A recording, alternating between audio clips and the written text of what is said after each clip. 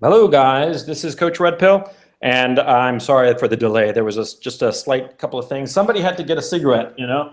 I wonder who. Anyway, the point is that we're all here, and I just want to thank my guests, Andy Warski, No Bullshit, and Braving Ruin.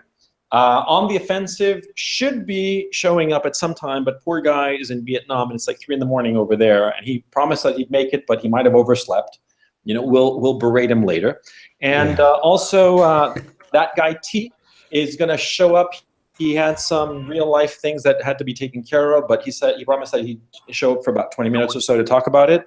And by the way, unfortunately, Tree of Logic could not make it, and we wish her the best. And yeah, but we're going to be talking about Tree of Logic's videos, Red Pill Black, because that's the reason for this stream. Red Pill Black, and the whole disaster that was. I mean, who wants to give like an overview of that situation? Braving? Okay, so basically, in April of last year, this woman, Candace Owens, popped up under the Twitter handle Social Coroner, and she started promoting this website called Social Autopsy, which she said was for the purpose of ending bullying online and ending hate speech online. And essentially what this website was intended to be was a database of people who have said mean things on the internet. And the way that they were going to go about this, well, I misspeak here because they actually did go about it. The site was operational for a number of months, and it was collecting information on people. And the reason why so many people's information wound up on there is because there was basically no vetting and no real scrutiny of the information that was being submitted. They just had a form where you could go and literally put in anybody's information and say, this person said a mean thing, or this person said something hateful. And now they're in a database where anyone who knows their name can look them up and see all their information, like their place of residence and their employer and their school and all this stuff. So basically, it's the perfect tool for doxing somebody or for trying to screw somebody's life up. And it was actually originally Harmful Opinions who blew the lid off of all of this and did a lot of coverage of it last year. And he helped bring it back to people's attention, like he helped bring it back to my attention and Tree's attention more recently, because this all came back up when Candace appeared on the Rubin Report and started talking about how you know, it was so unfair that people jumped on her and she didn't understand what was so horrible about what she did. And the thing that really stuck out. To be fair, it was just a splash page, bro. Splash page, bro. Oh, yeah. I mean, that's one of the lies. That's one of the lies that's being told now. She's going around telling people that it was never operational. It was never an actual website. It was just a splash page, which is totally false because there are archives of it. There's archives of the FAQ. There's archives of the submission page where you can put people's information in. So she's totally lying about this. And this all came back up when she went on Dave Rubin and essentially told these lies to his face, and Rubin, being the dope that he is, didn't really do any investigation and just kind of took it at face value and is now defending her and corroborating her lies. Wait, sorry to interject. I think that we're skipping over the one crucial issue insofar as this whole situation, which is, of course, that when Red Pill Black hit the scene on YouTube, she posted just a few videos, but her rise was meteoric. I mean, she had multiple days of over 10,000 subscribers per day. You know, at one point she got like 15,000 in a single day. She's up to 147,000, actually less, 146 and change, because she's been going down over the last week or so because of this whole scandal blowing up. And I think, and then cede the ground to you, Braving, is that she grew so fast and became such a massive presence, or a relatively massive presence in our neck of the woods, that it sort of like took everybody aback. Correct me, anybody here, correct me if I'm wrong about that. No, I mean, that's how I first noticed her was whenever this started. I guess it was like a month or two ago when she started to get on every show. And I didn't think further into it, like all the stuff that we've come across now. But at the beginning, I was like, why is this girl everywhere? She was on Rubin Report, Stefan Molyneux, I think Louder with Crowder, maybe. Just like all those basic shows, like conservative talk shows. Well, not only that. not only that, she was on Water's World on Fox News. She was on InfoWars, on really big shows, not just like YouTuber shows. Yeah, it started that way. It started off on YouTube, and the next thing you know, she's on TV. She's on Alex Jones. He wants to offer her a show still this week. I mean, she was on Alex Jones while all these videos were coming out about her, like exposing her. And then Paul Joseph Watson comes out and goes, she stopped that website. She made it like 4 years ago. How about you do some research? I'm like, 4 years ago? This was last year, and you made a video on this. What are you talking about, dude? Yeah, that's the worst part. Yeah.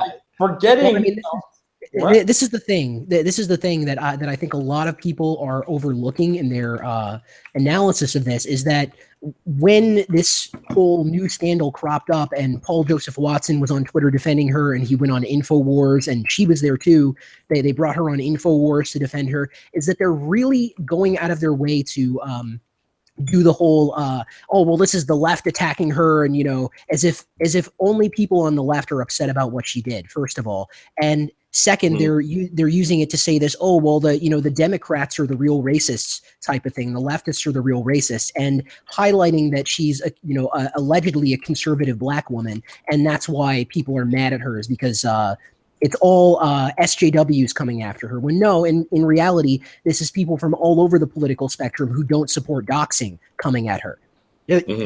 Well, I was saying this in my videos, this whole situation isn't based on politics. This is based on a website that she did that we found out a lie she said, and she just won't admit it. And I was like, look, if you just went, look, the site was up, it was a fucking stupid thing to do, I apologize, I was an idiot, all of us would have been like, awesome, cool, let's all move on. It's the fact that she kept on lying and keeps on lying. And now her new Facebook a video that I reviewed was talking about how it's the left, how we're possibly part of some sort of CIA scheme to remove her. And I'm like, CIA, I'm Canadian, bitch. Like, what are you talking about? This is deep state, deep web rumors. Yeah. Apparently Facebook is deep web. This is the thing that infuriates me. The thing that infuriates me is the way Watson and Alex Jones are doubling down on this and trying to say, oh, it's the left, they're mad that a black woman is conservative and all this stuff, and they're trying to score points under these rules that SJWs came up with. They're trying to use this to prove how not racist they are, when the simple reality is that a lot of different people are against what she did, and it's not about politics, really. It's about the fact that people should be able to say what they want without somebody coming after their job or coming after their family or their home or anything like that. That's what this is really about. It's not about even my most staunch political opponents, even the people that I hate the most and disagree with the most, I still don't support these people having their livelihood taken away from them or having their home taken away from them because they said something I disagree with. It's just really slimy how Paul Joseph Watson is doubling down on this just because he wants to prove how not racist he is and prove that the left are the real racists, as if that line ever worked on anybody. Yeah, I think that's the problem, that everybody is trying to prove that they're not a racist, and yet it seems counterintuitively that they are more racist, because if this were a white guy, forget it, he'd be thrown to the wolves. And come on, yeah.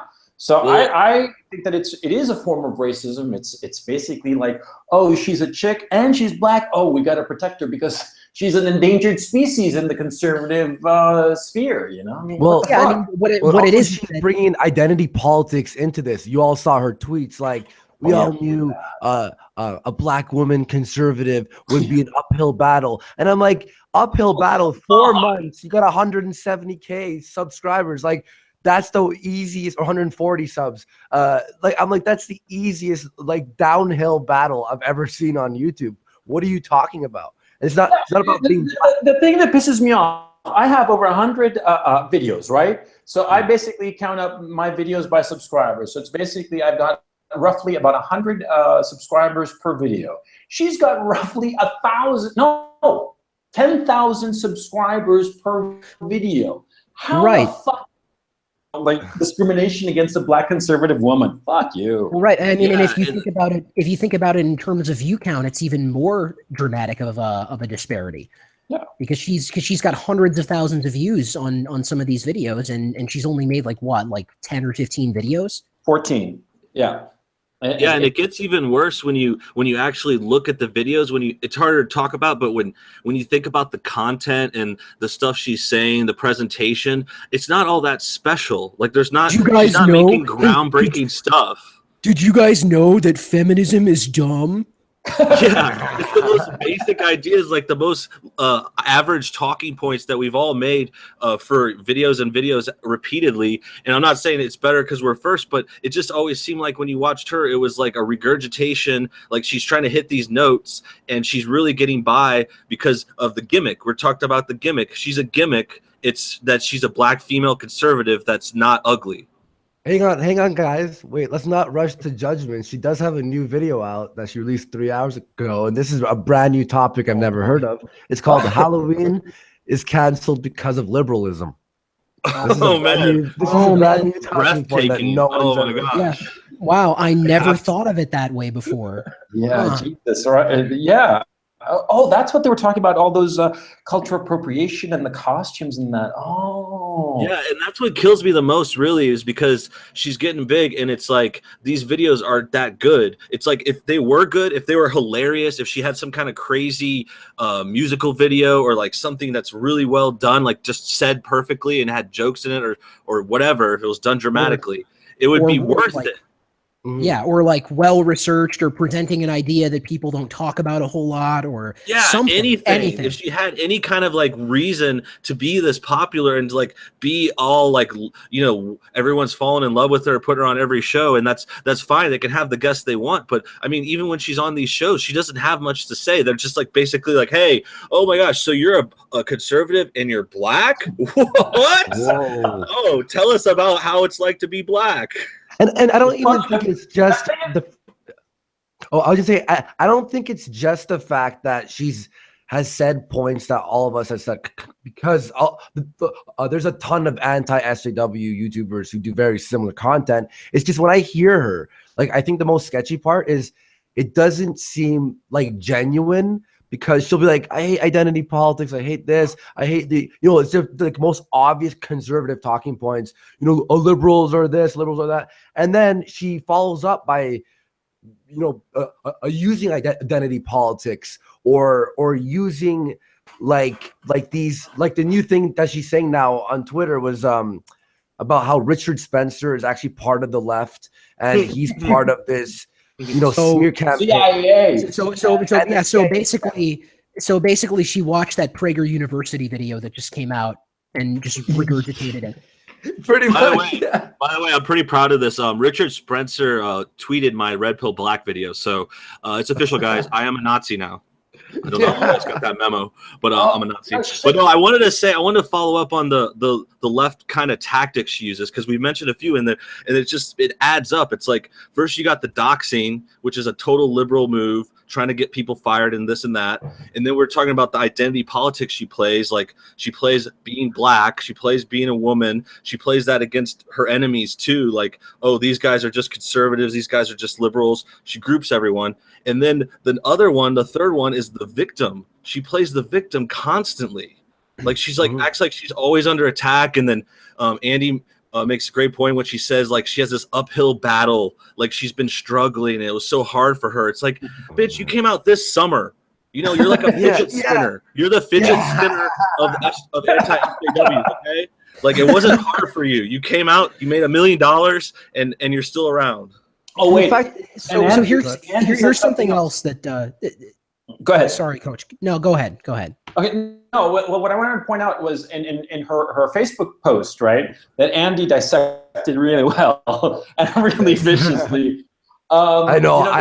You know, I was being nice the first few videos, and then I was like, okay, she said I was part of the CIA. I'm not going to be nice anymore. Fuck her. Yeah. But there was this point where she said that I'm under attack, that there was this sense of her self-grandiosity.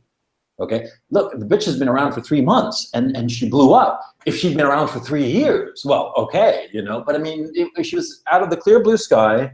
She's getting everything handed to her like on a silver platter. And it struck me, and I'm gonna float this by you, and I've got a few things open here that I want to read to you. which are the issues of psychopathic traits. Because I'll tell you right now, I think she's a psychopath, an out and out psychopath. And I saw people tweeting right this now, actually. Listen to this. Listen she's to this. opportunistic. She's an incredible liar. Yeah, I mean, they're definitely stacking up. Yeah, she was. Look, by the list: glibness and superficial charm, check. Grandiose sense of self-worth, fucking A, check. Being cunning and manipulative. And here I want to read you guys something key. You know, for those of you who don't know, who haven't been following the drama, a few days ago, Barbara, for you to see, did a video basically reading Red Pill Black's, Candace Owens's, about this whole critique that we did that everybody has been doing about social autopsy. And I reached out to Barbara because I was really surprised, and I respect her content, and I respect her as a person. I was really surprised that she would do this, okay? And I invited her on this stream. She couldn't make it because she's actually working right now, working in her real world job. But she and I had a really great DM conversation. Andy, I know that you're close to her, so you can double check on what I'm saying here. Okay. And but my point is that at one point, Barbara for Candace Owens, and here's what Barbara wrote to me. She said,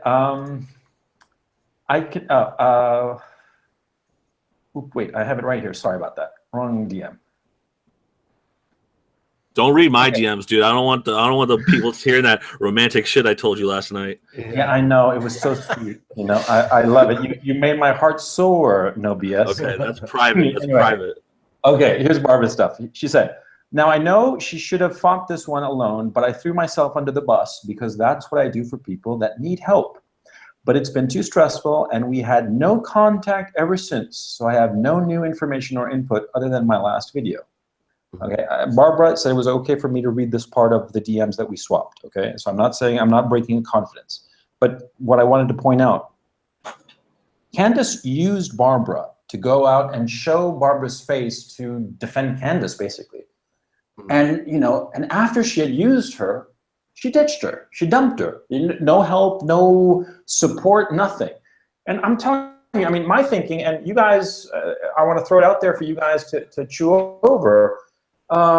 She's a psychopath. I mean, a stone cold psychopath who's just using conservatism to get her way. What do you guys think of that diagnosis from, Dr. Coach?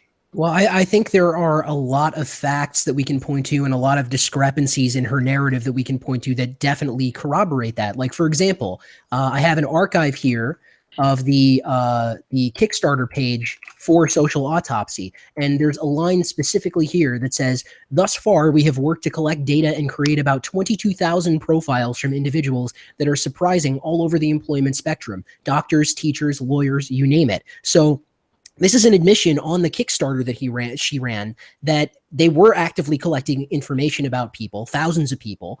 And what's more is that we also have a specific example of Social Autopsy being used for docs. I'm linking all of this stuff in the Hangout chat. But there's this forum post where apparently if you go to Google and you type in socialautopsy.com/person, you're going to get thousands of search results of actual profiles that existed here, or you would have before the site was taken down. But if you go to an archiving site like web.archive.org or archive.is and you type in that same thing, socialautopsy.com/person, you're going to get names of people with their information, with their employer and their place of business and all that stuff. So this is proof that the site was actively operating and actively cataloging people's information.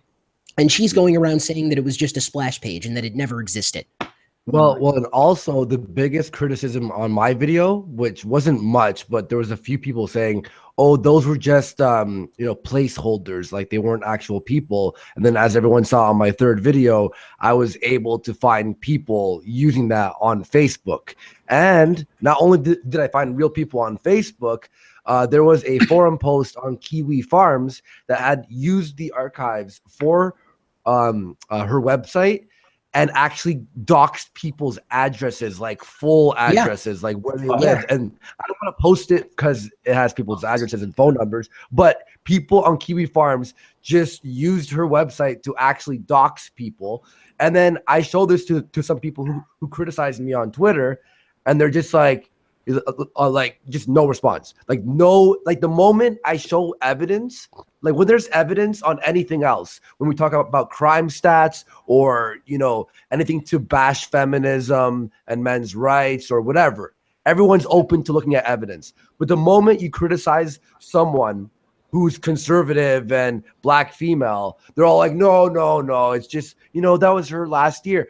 Fine, fair enough, but she's lying now. And if she's lying now, what the hell is she lying about?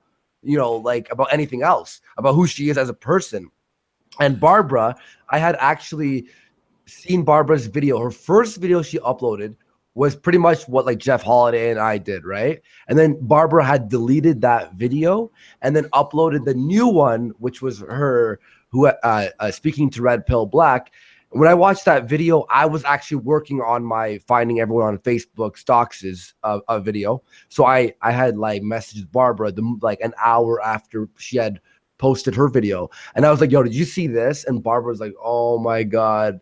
Like, I just feel like this girl just manipulated me into feeling bad for her. And she goes, you know, she was really nice to me. And I'm like, of course she was nice to you, you know, when you're trying to... He's a psycho! You can't trust them. You can't take their word for it. There's more. Ability to like be able to con people and just schmooze them. Well, and she certainly gives me that vibe of a schmoozer who will just say anything. But there's more. There's even more lies that you can catch her in. Like, for example, we can call into question the whole narrative of her even becoming right wing or becoming conservative, because when she was on Dave Rubin's show a couple weeks ago, she told Dave Rubin that her quote-unquote red pill moment was when Zoe Quinn called her to harass her about the website and try to talk her into taking the website down. And she claims that you know, in light of this phone call, she instantly became a conservative. But you can go back through archives of her old Twitter account, which was at Social Coroner. It's no longer her Twitter account, but there are archives of it from when she was using it, and you can find things like this from after Zoe Quinn allegedly contacted her. You can find her saying she had no idea what Gamergate was, which is extremely difficult to believe, given that she claimed that she was starting this website to stop harassing and stop online bullying. So I find it really hard to believe that somebody who was expressing that concern wouldn't know what Gamergate was, especially if it was a woman expressing this concern, because we all know the narrative about Gamergate, that it was this evil, misogynist, woman harassing campaign. I find that really difficult to believe that she wouldn't have known that. But what's more pertinent here is that after the call with Zoe Quinn, like weeks after, she continues to talk about the hate speech stuff and the bullying stuff and continues to try to justify it and saying like SJW leftist sounding things about it. So I don't believe for a second that the conversation with Zoe Quinn magically turned her into a conservative. Like, here, I'll read some of these tweets. This is from April 23rd of last year. Somebody says, funny thing is, I used to be a victim until the teachers got tired of rescuing me. Now I find out all I needed to be was to be 20. So Candace says, this is so accidentally relevant and exemplary of the reason why I would like to include minors in social autopsy, which is another lie. She's now saying that they were never putting minors on there. They were never putting kids on there. But here's her straight from the horse's mouth saying that she would like to include minors on social autopsy. So she continues.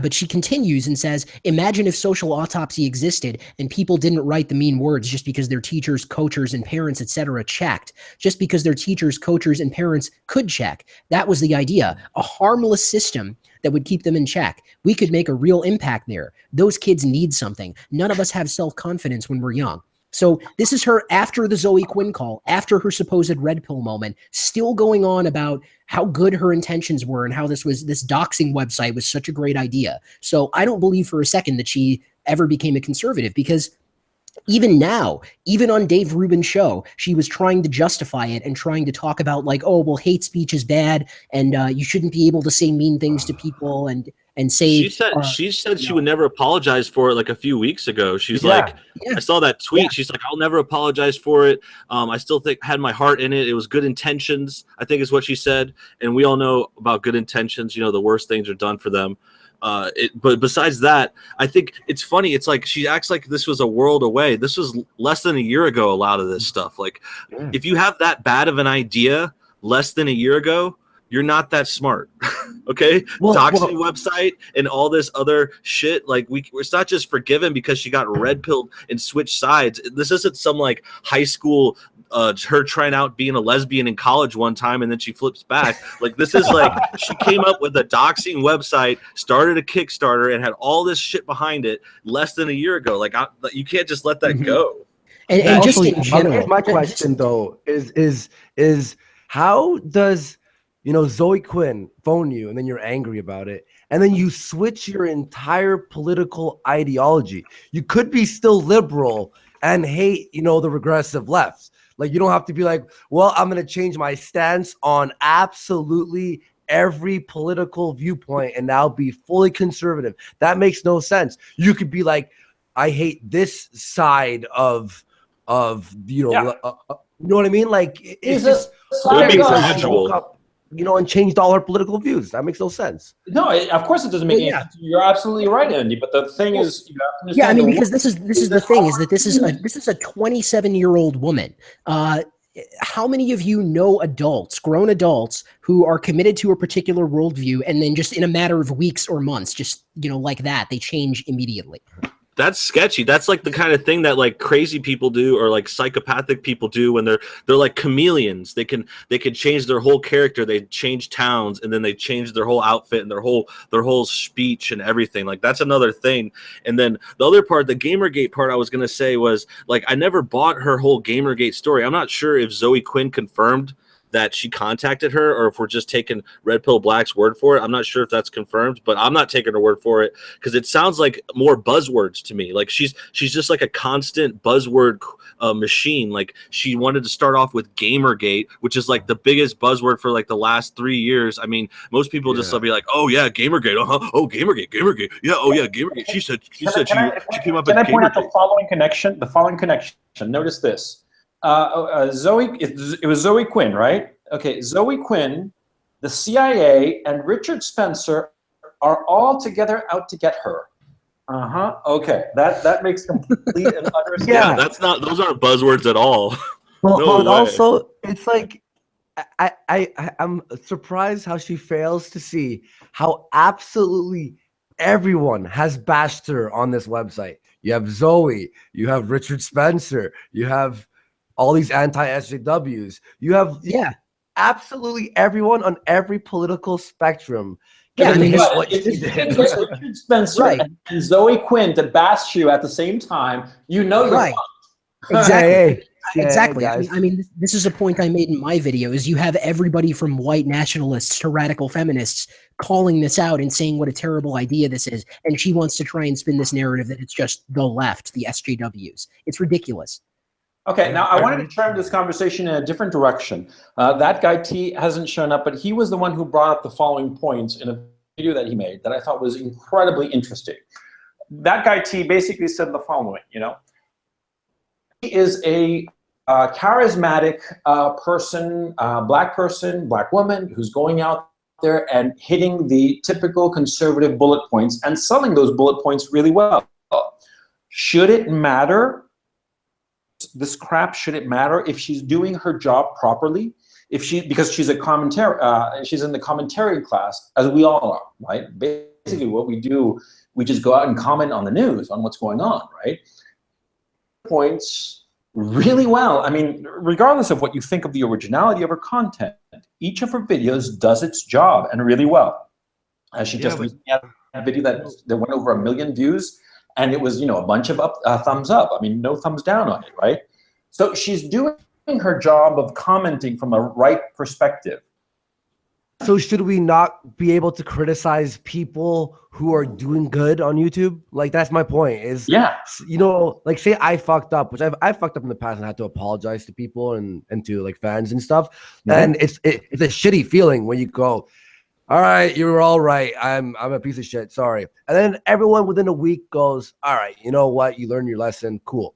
But the whole thing is when like people keep saying that same thing to me, Andy, you know, you're spreading the good word. Why do you keep trying to bash her? And I'm like, I don't care. I don't care how many subs or what her views are, or she fucked up. She's lying to us, and we'll all forgive her and move the fuck on if she were to be, you know, sorry and admit it.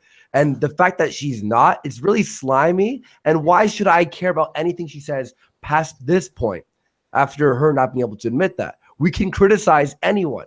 That's the whole thing. Yeah, if she apologized, we could try and move on, like you're saying. And then the other point too, I think, goes back to the content again. I mean, I don't really want to watch her videos particularly. I mean, that's just me. Maybe other people do like them more. I obviously she has a following, but if she's just gonna make basic stuff like this, I'm not gonna like defend her and let it go. It's not like anything else we can't get in other places. She's making pretty standard, like run of the mill videos with like a face cam and little editing and or like insight. Is she just like repeat stuff? And it's like I said before, if she was doing something amazing, like making amazing content, then it might be more forgivable. It's kind of like the crazy hot scale when you're talking about dating a woman, and you'll only take so much crazy depending on how hot she is. So if she's a 5, you're only going to take a little bit of crazy. If they're a 10, you take a lot more crazy. But this girl is probably a 4 or 5, so I'm only going to take so much bullshit. Right. Yeah. I mean, and I think something else, something else that I found interesting about T's video was that, you know, if people were really concerned about, you know, like people's, like whether people are being honest or not, they would have been skeptical of her to begin with. You know, they shouldn't have just taken it at her word that, oh, I'm right wing now, I'm a conservative now after I did all this stuff in the like very recently that everybody knows about. You know, like, I mean, the trust shouldn't be that big of a deal, but if you're going to act like it is, then why weren't you skeptical to begin with?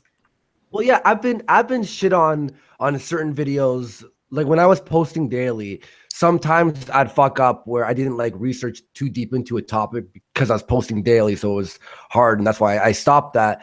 But people for way smaller things would be like, Andy, you aren't being skeptical enough, right?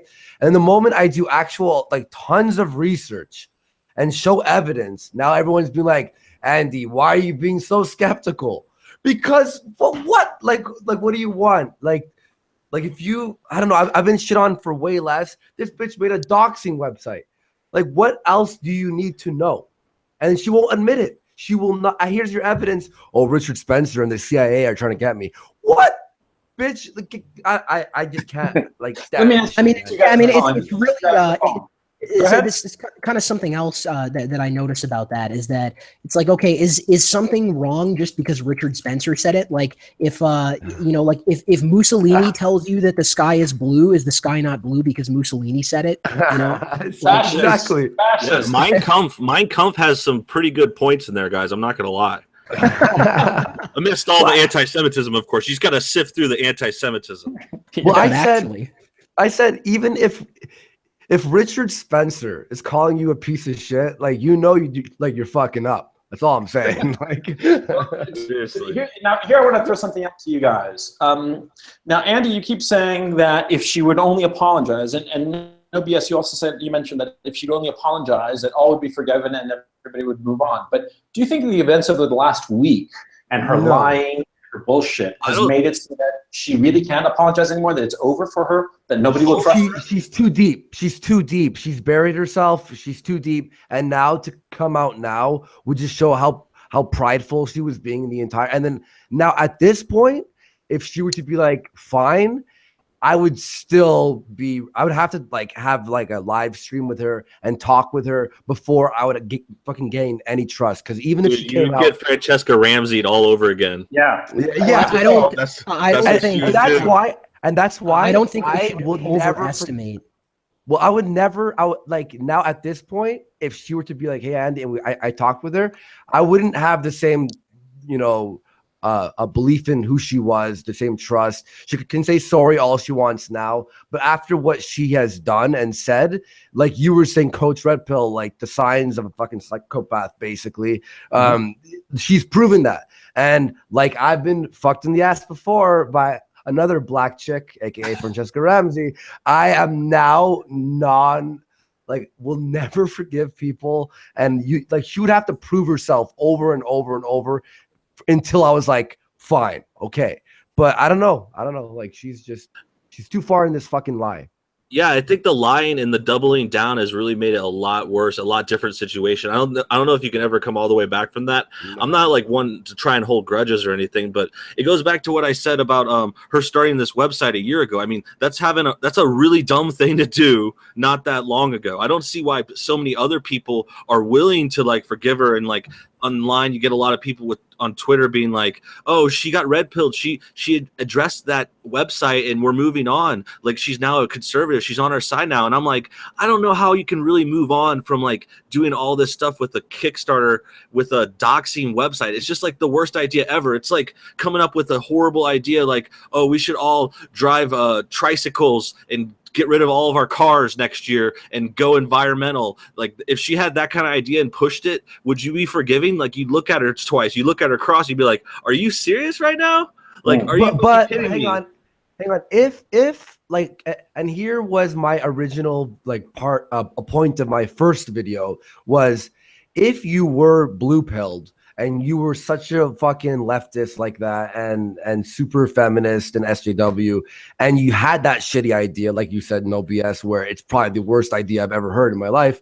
But if she were to come out and literally on Ruben, on whatever show, go, I was mental. I don't know what the fuck I was thinking. I was so clouded in my judgment. I look back at it and I'm embarrassed. Like if she were to condemn everything that she did, I'd be like, all right, she was just in a bad place in her mind, right? Yeah, but the fact that she's doubling down on it and not realizing how horrible of an idea it was and making it anti-bullying. Not only doubling down on it, but actually going out of her way to obfuscate verifiable facts about what she did and pretend like, like, oh yeah, I was never adding people to this. It was never online and functional. I was never going after kids. All of this stuff, like she's literally on video saying some of this stuff about her vision for the site, and she has the gall. Didn't she say that about the kids? Yeah, I think it was a video of her being like, "It doesn't matter what age you are, you should be held responsible." And I'm like, yeah. I mean, what the fuck? Look, this is. Yeah, I mean, for fuck's sake, the YouTube channel that she said all of this stuff on is still up, and those videos are still up, and anyone can go look. Yeah, I checked them. And by the way, she had a big staff with this social autopsy. It wasn't a one-woman show. She had a few people there, some tech people. I mean, like it was like a real thing. By the way, I think that what Candace Owens was thinking was that she tried the Kickstarter route. It didn't work. She got kicked off for obvious reasons. Kickstarter was like horrified by this idea. And so she, I think, and you guys, this is strictly speculation, but I'm tossing it out there. Remember Casey Neistat, right? He had his channel, and then he upped it to a daily vlog, as he himself said, in order to drum up more interest for Beam. But then, his own channel just fucking took off into the stratosphere, right? And Beam became sort of like a side project to this huge channel that he had. My suspicion, and you guys, I'm throwing it out there, and this is idle speculation, you guys can shoot it down all you want, is that she sort of like decided to do this red pill black bullshit, sort of like to drum up support for social autopsy from the conservative side, seeing as she got kicked in the ass by the liberal side, and all of a sudden her channel took off, and she got all these. Well, that would not surprise me. It would not surprise me in the least, because she's still saying, even now, she's still saying the same kind of stuff about hate speech and insensitive speech and online bullying, and people like Alex Jones and Prison Planet, Paul Joseph Watson and Dave Rubin are just letting her say it and like nodding their heads because they need to have their based black conservative friend to prove they're not racist. Like that's all they really care about is the cross promotion and making sure that that everyone knows how tolerant they are. Well, actually, with what she's saying, go ahead. Like what she was saying about or what you're saying about like Prison Planet and Paul Joseph and Alex, they want their base black chick, right? Didn't she say on her Facebook video, I think it was near the end, was, and we have to understand when a conservative comes out, we have to believe them wholeheartedly and not be skeptical. That was like literally verbatim almost what she said. Listen and I'm like, believe. She is saying pretty much everything that all of us are against. Like the whole identity politics thing, the hate speech thing, the don't be mean thing, and now the don't be skeptical of someone who had a doxing website. Like how people are still on her side is beyond me.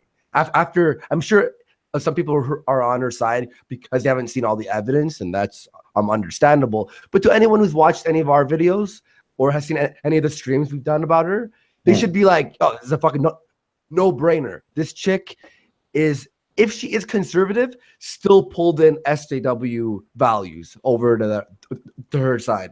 And no one who's big and having her on her show is calling her out. It's embarrassing. Like, yeah, I'm embarrassed for them. I'm embarrassed for Dave Rubin, who's like, I spoke to her and she assures you all that, and I'm like, Dave Rubin, here's the evidence. You fuck. Like, what are you talking about? Well, yeah, like, but to be fair, he very clearly has not done any investigation into any of the facts or any of the archived stuff or really thought about it beyond asking her for her take on it. And of course, like, what else is she going to say without you going? I'm a horrible person.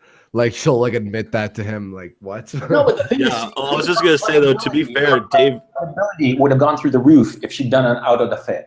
If she'd gone out there and just self-flagellated and said, yes, I did this site and it was a horrible idea and I thought I was so clever at the time, and retrospectively I realized I was a fool and I'm so sorry, and just like prostrated herself in front of the conservative community, she would have been bigger than ever. She'd have 500,000 subs. She'd be gobbling us up for breakfast and shitting us out by lunchtime.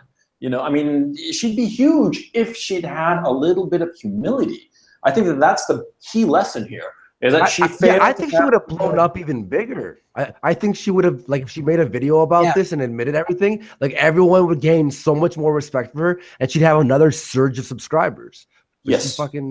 If she had done that and had like sincerely admitted to everything and said, I'm sorry, you know, then I probably would have been on her side and had a little respect for her. But hang on. One thing I have to point out. She still has time to do that.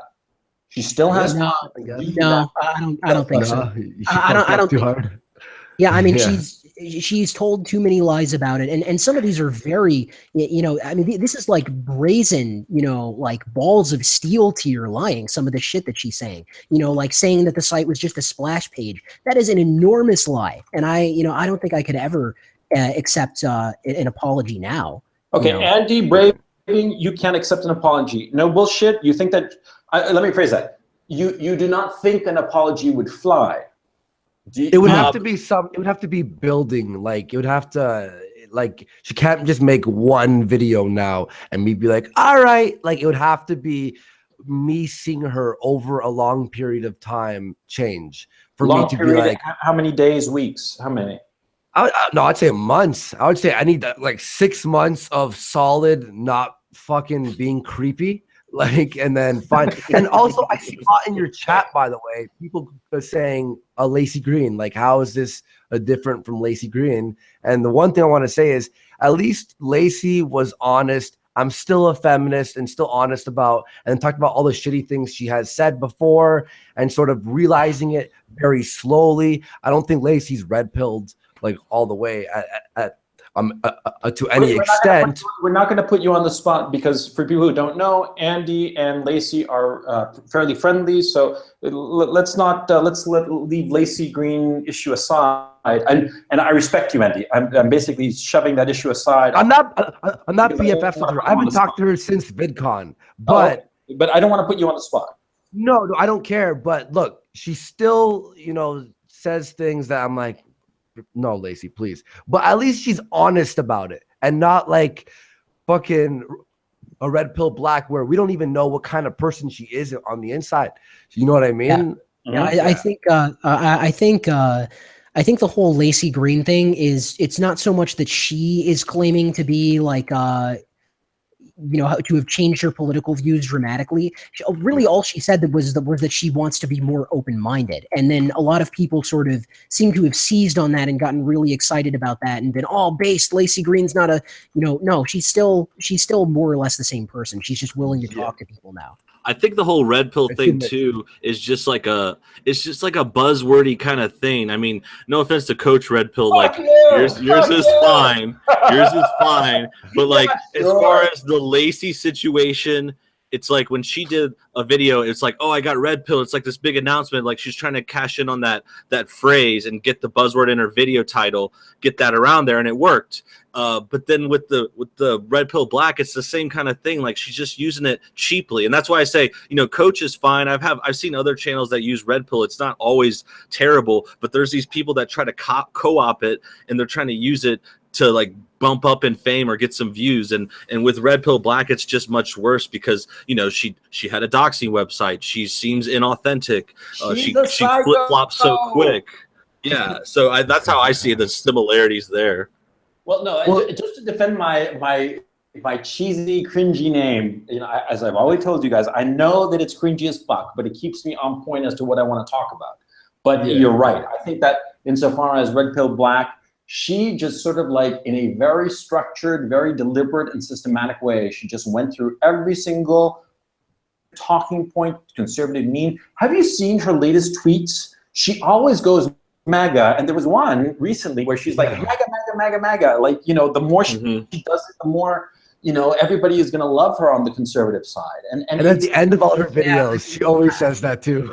What she said? I mean, I think this is something else. At the end of her videos, she goes MAGA. Something else to keep in mind is that people with some critical thinking skills who can look at all this information and see that she's clearly a liar and she's clearly not arguably not even really conservative or right wing or any of this stuff. Aside from the people like us who can think critically about this, do not underestimate the stupidity and the willful ignorance of the kind of person who unironically watches InfoWars and thinks that it's like a great news source. Or the kind of person who just blindly agrees with Trump on everything, like Bill Mitchell, like these baby boomer type of people who are just glad a Republican is in office and they have no questions about the job he's doing. That this type of person is willing to accept information as uncritically as any leftist or SJW would be. So she's banking on that. She's trying to go for people that will just see red pill in her name and they're like, oh, I want to watch that. Or the other part of her name too I was going to bring up is the black part.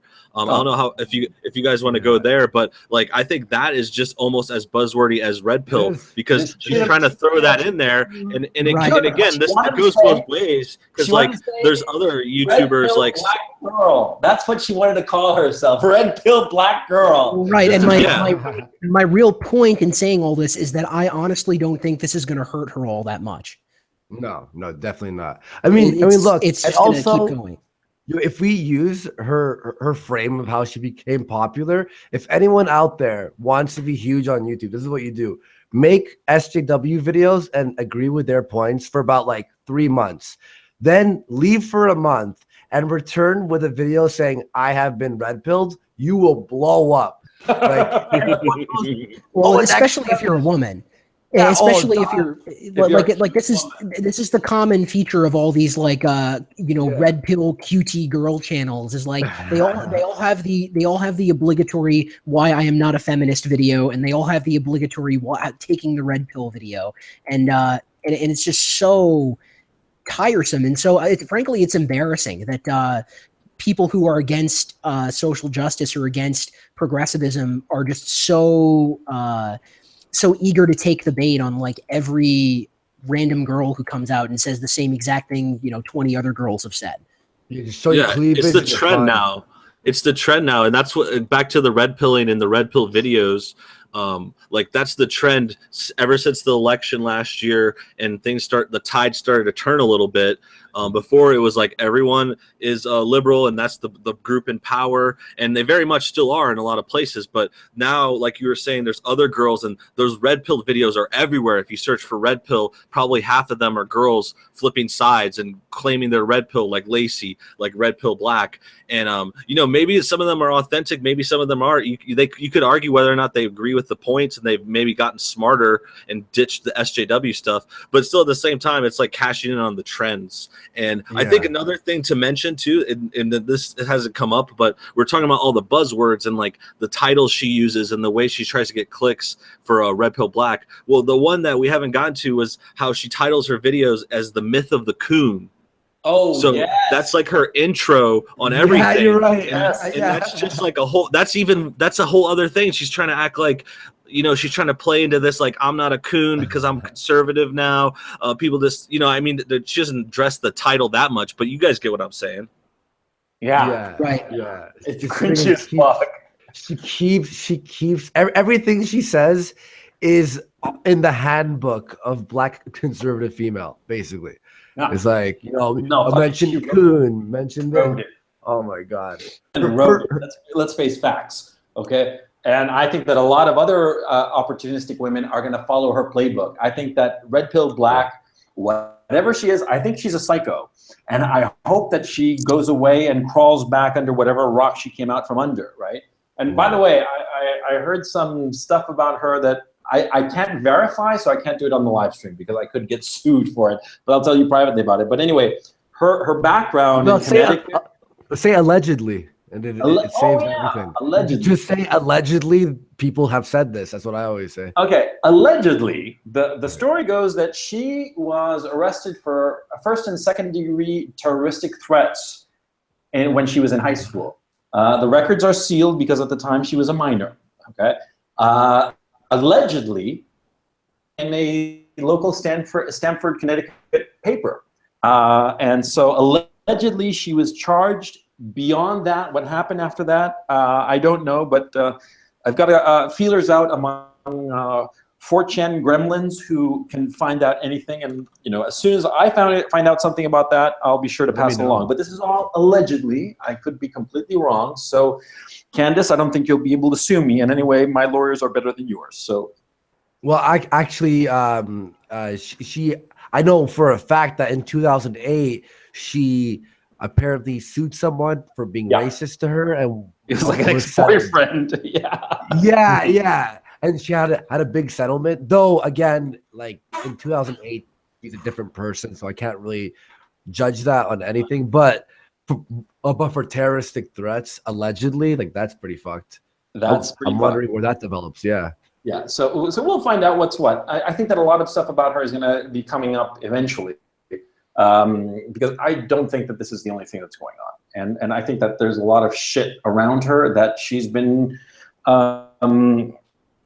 surprised that when she realized how quickly she was blowing up, and just, you know, knowing how clever she is, why she didn't just shutter Social Autopsy. That leads me to conclude that she, honest to God, thought that it was a viable property that she would be able to, at some point in the future, sell for a boatload of cash. Well, her excuse was, I didn't want to delete the website because then it'd be hiding my past, and that's what made me red-pilled. Therefore, people have access to seeing what was in the past. That was her excuse. But why were you able to still put in your email and receive a confirmation email? Why was there still a back end with everyone's private information still on it? Like, if that, like, I mean, if you had that as your past, you can still admit it and talk about it, but still delete the fucking website. What's wrong with you? Yeah, it's like if I'm like a hooker and a stripper who finds Jesus, you know, yeah, I'm gonna yank off all my ads on the, you know, prostitution agencies or whatever, but, you know, I'll own up to it, but I'm not gonna let my picture be circulating out there, right? I mean, it seems like a bullshit excuse. But going to a meta situation here, I mean, I think that we've chewed over this woman enough. Anything like really like key about her? I just want to go a little bit meta on this issue and talk about the fact that, see, I guess I want to go back to that issue of like, when can we forgive or overlook the actions of a fellow conservative or not necessarily fellow conservatives, fellow co-religionists, because I think that all of us here are more than merely conservative, but rather we're very free speech absolutists. I think that that would be a fair statement for all of us. Yeah, I'd say Correct so. me if I'm wrong, right? Free speech absolutists. We're all more or less in favor of small government. We're all more or less in favor of giving more autonomy to the individual and for the state to cede back to the people a lot of what the state has taken over. And also that would lead, of course, to people being potentially more vulnerable to chance and their fortune, be it good or bad. I think that we're all sort of like in that same sort of like conservative libertarian direction. Correct me if I'm wrong. So my question. Well, I mean, I suppose you could say that. Go ahead. No, I was just going to say that I'm echoing from somewhere. Yeah. I don't know. Yeah, I think it's coming from you, Coach. Oh, no, I don't think so. Well, okay, okay, yeah, it's gone now. The echo's gone. Yeah, what I was going to say is that, you know, in some sense, I guess you could say I'm kind of libertarian, relative to the current political order, but I don't think that, you know, I don't really like the whole concept of like small government versus big government, because it sort of ignores the complexity of like how a government can or can't be powerful. You know, like you could have a relatively small government, but still have it be powerful in certain respects. You know, that's kind of more how I actually agree on your point, but that's actually not the what I wanted to get at. That's not the medular issue. What I wanted to get at is something about us. Kind of a digression. In sort of like the commentary, which is the following issue. When is it that somebody has gone too far? When is it that you say to yourself, this guy is just not, you know, kosher, not, you know, part of the gang? What is it? Because I insist, as I said before, which are the point that guy T brought up, you know, that someone is, you know, they're fighting the good fight, but we don't want them on the team. What is it? What's the trigger? What do you guys think is the thing that just where you can let it slide, and then when they go, that's a step too far, and I'm going to attack them? Asking, you know, in sort of like a good faith, kind of like trying to get a sense of this. I think crimes are crossing the line. Any kind of criminal acts, theft, even going into slander and lying and this kind of doxing situation. I don't know if there are any laws broken, but I think to another extent, lying over and over again can take you past the line if we're just going to go into like illegalities. But yeah, lying over and over again and just having really bad ideas says a lot to me. Like if you've had these bad ideas over and over too, I'm not going to like hate you or anything, but that's where it goes. Well, look, if someone has been caught, well, someone in the chat said a doxing website, which is hilarious. But I think like what you're saying, no bullshit, is if you're gonna lie over and over and over, and then create, you know, these false narratives about like the left's after you, the CIA's after you to destroy you and whatever, like at a certain point, when you hit, you know, a few weeks of this constant lying, I don't like to go back and believe anything that you say. I don't buy it. Like I can't, because there's so many people on YouTube and in the media that you can turn to who haven't done what she's done, right? Which is constantly lying about this. And at a certain point, it's like, why would I give you the time of day? Like, again, it would have to be like a year, half a year of building trust for me to even listen to what you have to say. If I can, let alone, you know, be buddy with you, you know? Yeah, and if we're talking about like stuff we watch or people even just follow on Twitter, I mean, there's millions out there. There's so many channels and stuff. And I'm subscribed to everyone on the show, Coach and Andy and Ruin. I'm subscribed to you guys, but it's like it's like other people. It's like I'm not going to go that far if you're going to lie over again. I only have so many videos I can watch. I don't really care if you're going to be a fuck up and manipulate people. I'm just gonna pretty much unsubscribe and not follow you on Twitter, pretty much out of my life. Braving? Yeah. I mean, I think, you know, someone in the chat did say, oh, just a doxing website, but, you know, I think The way I would summarize it is just basically everything that Candace has been doing is like that. It sort of embodies every line that you could cross with me, where it's like, okay, you did this thing that was terrible to begin with.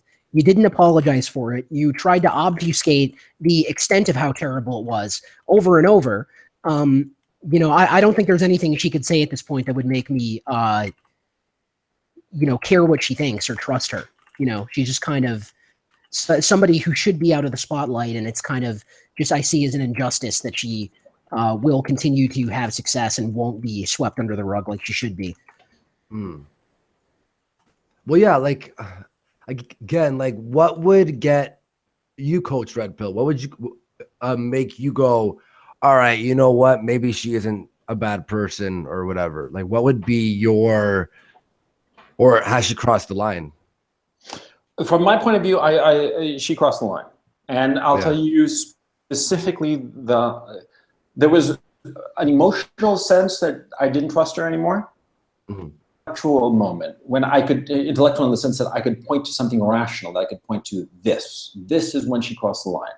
The emotional sense was her first couple of videos. They just seemed too good to be true, and I guess I'm very pessimistic. I tend to think that if something is too good to be true, then it is too good to be true. It's bullshit. You know, I mean, just how I roll, because you know, so many times in my life, the age card on you guys, but I'm 49 years old. I've dealt with con men. I've been conned and almost conned a bunch of times because it's just, you know, part of the show, part of just, you know, living your life, right? And so when somebody comes along and they just seem too good to be true and too slick and just saying the right things on the nose every single time, because, you know, sometimes you come across somebody and you totally agree with them, and then there's going to be some bump in the road thing. And you're like, no, I don't believe that. I don't agree with that. And that's when you know it's genuine. You know what I'm saying? But when somebody just slides down so easy, I mean, just like honey on a tongue, right? Then you know that something's fucked up. I mean, that's just me, okay? So right off the bat, it just seemed too good to be true. And then her, on Ruben, as a matter of fact, I didn't see the whole show. I saw clips of it. But the way she was explaining it and bullshitting her way, I mean, I'm a pretty big bullshitter, so I can spot a bullshitter. You know, takes one, no one kind of thing. Yeah, fuck it. And I don't have a problem admitting it. Lots of times I'm a big old fucking bullshitter. Well, I can stop also making shit up, and she was making it up on Ruben. You know, that they were all like out to get her. Fuck that noise. You know. Well, I see her saying all these anti-SJW points, but for being a conservative, she has like a lot of liberal views. Like on Ruben, I'm like, this bitch doesn't sound conservative. She sounds like, you know, more, you know, libertarian, liberal who hates SJWs. Hey, like, that was sort of like the vibe I got. So I'm like, why would like she just freaking yell out MAGA, MAGA, MAGA constantly, and then be like, no, but I have this view and I have this view and I have this view, and I'm like, you sound libertarian to me, girl. So I don't know what you're saying. No. For instance, in my own case, I can tell you right now that I'm in favor of breaking up big companies and putting up a 95% tax bracket on the 1% of the 1%. I mean, I'm like heavy into taxation, progressive taxation, and I think that we should go back to the tax regime of before the '86 tax reform, right?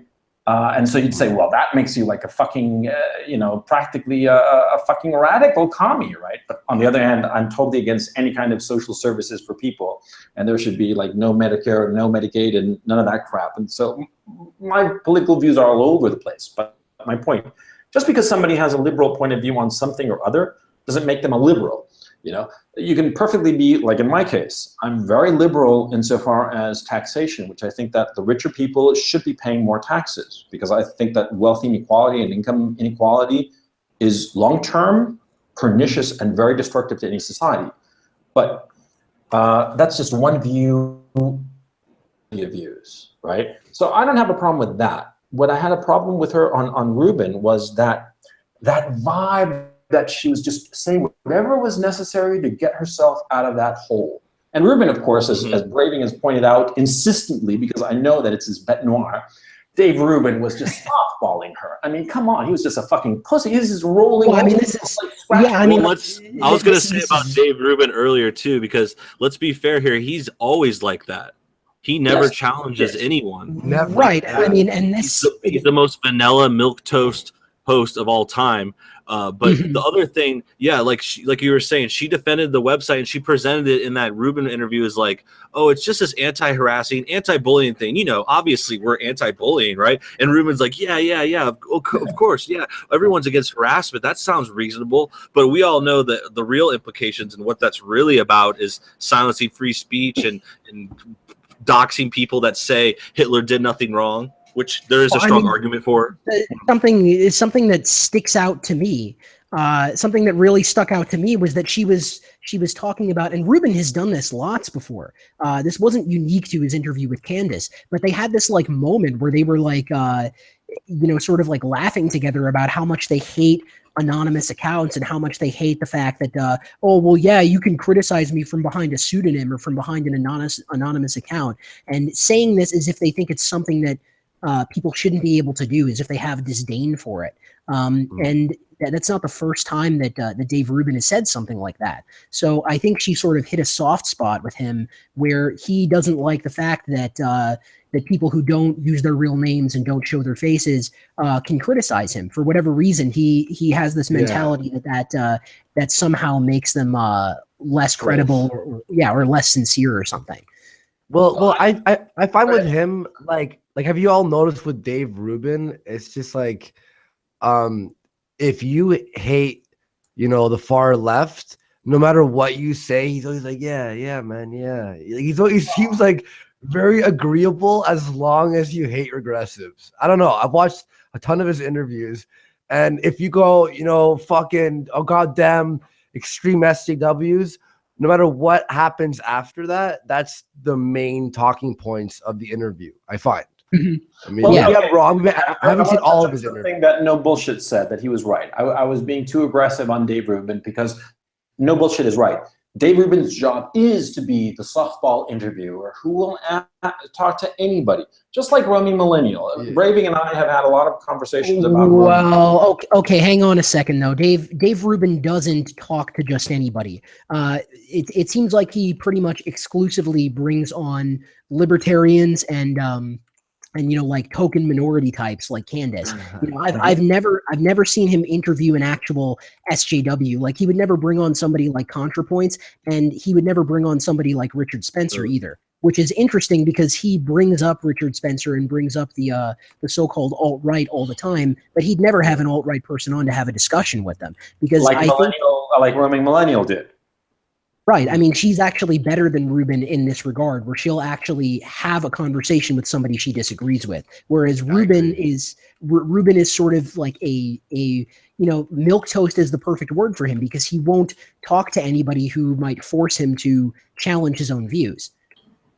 And also, I would say to add to that I don't think that I think Rubin should be calling people out and asking tougher questions. I don't think that's maybe that's just not my cup of tea, like the average kind of like daytime TV news talk show interviews that he kind of wants to do, like he's on Good Morning America or something. But I think he should be asking the questions, and especially if I was itching watching him with Red Pill Black again as we're going over all this. I'm like, why didn't he ask her about that? Like, what the fuck? Don't let her get away with that. Like he can be the way he is now and still ask a few biting questions like every once in a while. Like the dude does 2-hour interviews like 3 or 4 times a week. Like, dude, ask a fucking question that we want to hear. I feel like he's afraid to hurt their feelings. That's sort of like the vibe I get, where it's sort of like, I'm not going to throw the hard ball because I don't want this person to hate me. Like at the end of the interview, I don't think a hard ball would make someone hate you. Like it just makes them have to open up more. And sure, it's a little bit rough, but that's what real interviewing is. I mean, he's too non-confrontational. Like exactly, yeah. If you look at somebody like Larry King, for instance, Larry King would ask people really tough questions to get to the bottom of what it is that they think. But if you're just sitting there asking these little cushiony, soft, pillowy questions, you're not really digging into anything. You're not really discussing what the person actually believes because you're just kind of nodding your head like a goofball. Yeah, because I think that Dave Rubin wants to be more complicit with his guests compared to, say, somebody like Larry King, who didn't want to be complicit, but rather he's the interviewer and you're the subject. And he's not going to hit you below the belt, he's not going to ask you, oh, Senator, who is that woman you were seeing with last night, but push you on your positions and try to get to the bottom of this, as you said. So I think that, that there's a difference there. And Roaming Millennial seems to be trying to do that approach of trying to have somebody and get to the bottom of their views. Although I do have to admit and point out the following, which is very disappointing about Roaming Millennial, and I don't have a problem saying it on the stream, that she had some basically a gold bug on her channel the other day. I don't know, it must have been a couple of weeks ago. And it was a sponsored post. It was a sponsored post, a sponsored interview with a guy selling the notion of going into gold and gold storage and all that gold bug shit, right? Which is, in our neck of the woods, it's fairly common, the whole, extreme Austrian school, extreme, prepper kind of financial people who are into that kind of thing of buying gold and all that. And sometimes that, for instance, that sort of surprised that Roaming would have gone down that route. So to tell you the truth, at this point, I'm sort of not sure if I could trust Roaming into the future insofar as interviews, precisely because of that one misstep. I thought it was a misstep. I thought it was foolish to have gone with a sponsored interview. I don't think having sponsors or commercials or ads is a big deal. I mean, people do that on other news channels and real television all the time. I think the bigger problem I have with Roaming is that she's boring. Yeah. Andy, what do you think? Oh, I like Roaming. She's awesome. I don't find her boring. I mean, she's not trying to throw in jokes or anything. I think she makes good points about a lot of things. And her recent, she was at some university doing why she voted for Trump. That was a great video. That was good. I'm her friend, so I'm a little bit biased. Sorry, right? Didn't mean to put you on. But no. Hang on. For example, this week I have an interview with someone that's a sponsor video that's about Bitcoin or whatever, and I'm asking questions, just whatever. I don't blame anyone for doing sponsor spots. No. And I'm not going to be fake and be like, yeah, it's the greatest thing ever. I'm just asking him questions about what he does, and that's part of the sponsor video. And her gold thing, I actually got that offer as well, which I didn't do that one. I did do the Bitcoin one, but because I don't know too much about gold and all that stuff, so I didn't want to really do too much on that. But I can never bash someone for putting a sponsor interview or sponsor in their video. I mean, that's just what we have to do, especially with the climate on YouTube and the demonetization and all that stuff. And wait, it could be worse. Hey, Coach Redfield, I remember, and I actually enjoyed your video on this where you called a bunch of us out from VidCon saying that MTV was offering us a contract or something. Was that? Yeah. You want to talk about that? Made? Yeah. Well, if we're gonna talk about people criticizing, I watched your video and I wasn't mad or anything. I was he's making some fair points here from an outside perspective. Totally outside. And as I said in the video, I didn't have any kind of inside information. I was just spitballing. But I think I was a fair speculation as to what was going on. But you'll know better. What do you think exactly? So what did you think? Because people in the chat were like, hey, Andy, you get that MTV contract yet? Because you made that video. but what, I watched your video, though. If you could refresh me on exactly what you thought we were up to. I thought that you were positioning yourselves to get mainstream gigs. And I still think that several of you have that possibility. Well, see, the thing is, there was not an iota of thought of that. I was personally excited because, I've made 30 videos or even more on Francesca Ramsey. And the fact that Sorry, my recent rap song, by the way, rap song, if I may promote it, last week I made a rap song about her. It was beautiful. And I'm sure she fucking hated it. But Mhm. she no, I was just excited because imagine someone that you've fucking criticized for like a year Right. finally gives you the opportunity to actually have a chat and then sort of dig deeper into the criticisms. Mhm.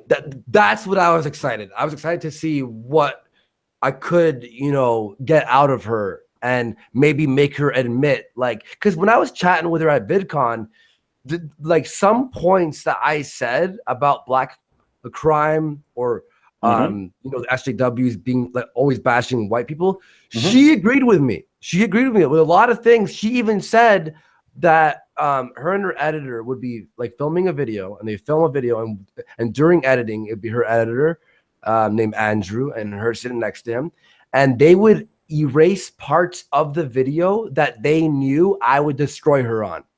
So Okay. she's very observant of what said. she understands. Yeah, she understands what. In fact, Bunty King was there, so he'll back me up on that. But Oh, no, I'm not doubting your word. Please don't get me wrong. I'm not doubting your word. I'm doubting her word. I think that she might have been just, saying, something to like butter you probably, up. actually, maybe. I'm not being a dick towards you. I'm being a dick towards her. No, Okay? no. What I'm claiming is that she knows the stupid shit she says. Yes, she does. But says it anyway to get to pander to that type of audience. Yep. And that's what she wants to be represented as. Yep. And then that's why she backpedaled and did that podcast. But it wasn't to No. I disagree part there, of Andy. MTV or get a contract. I disagree there, Andy. I think that actually the podcast with her husband, it's a fun coda. So this is my thinking, and you can take it with a grain of salt. You can say it's all bullshit. Who knows? I think that she did it deliberately to piss you off and burn the bridge with you, because I think that she was worried about her job.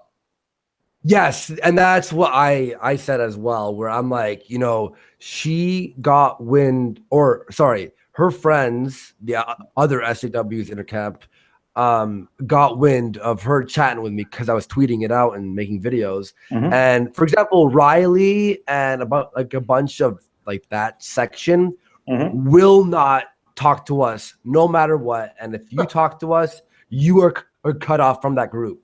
They got wind of her talking to me, and then that's why she made that podcast, burn that fucking bridge. Yep. Like, and then it ruined her. I don't think it had anything to do with Riley Dennis or any of those people. I think that she made the very cold and calculated decision that if she became too friendly with you guys somehow, she might be opening up her position for her own replacement, and so figured it'd be smarter to just burn that bridge, burn the house down, so as to shore up her own job. Well, and also, someone's saying something about Lacey Green. When she did the red pill stuff and started chatting with us, she lost all her speaking gigs at universities and college, lost tons of money. So basically, it was definitely a financial decision, that podcast she did. I agree with you on that.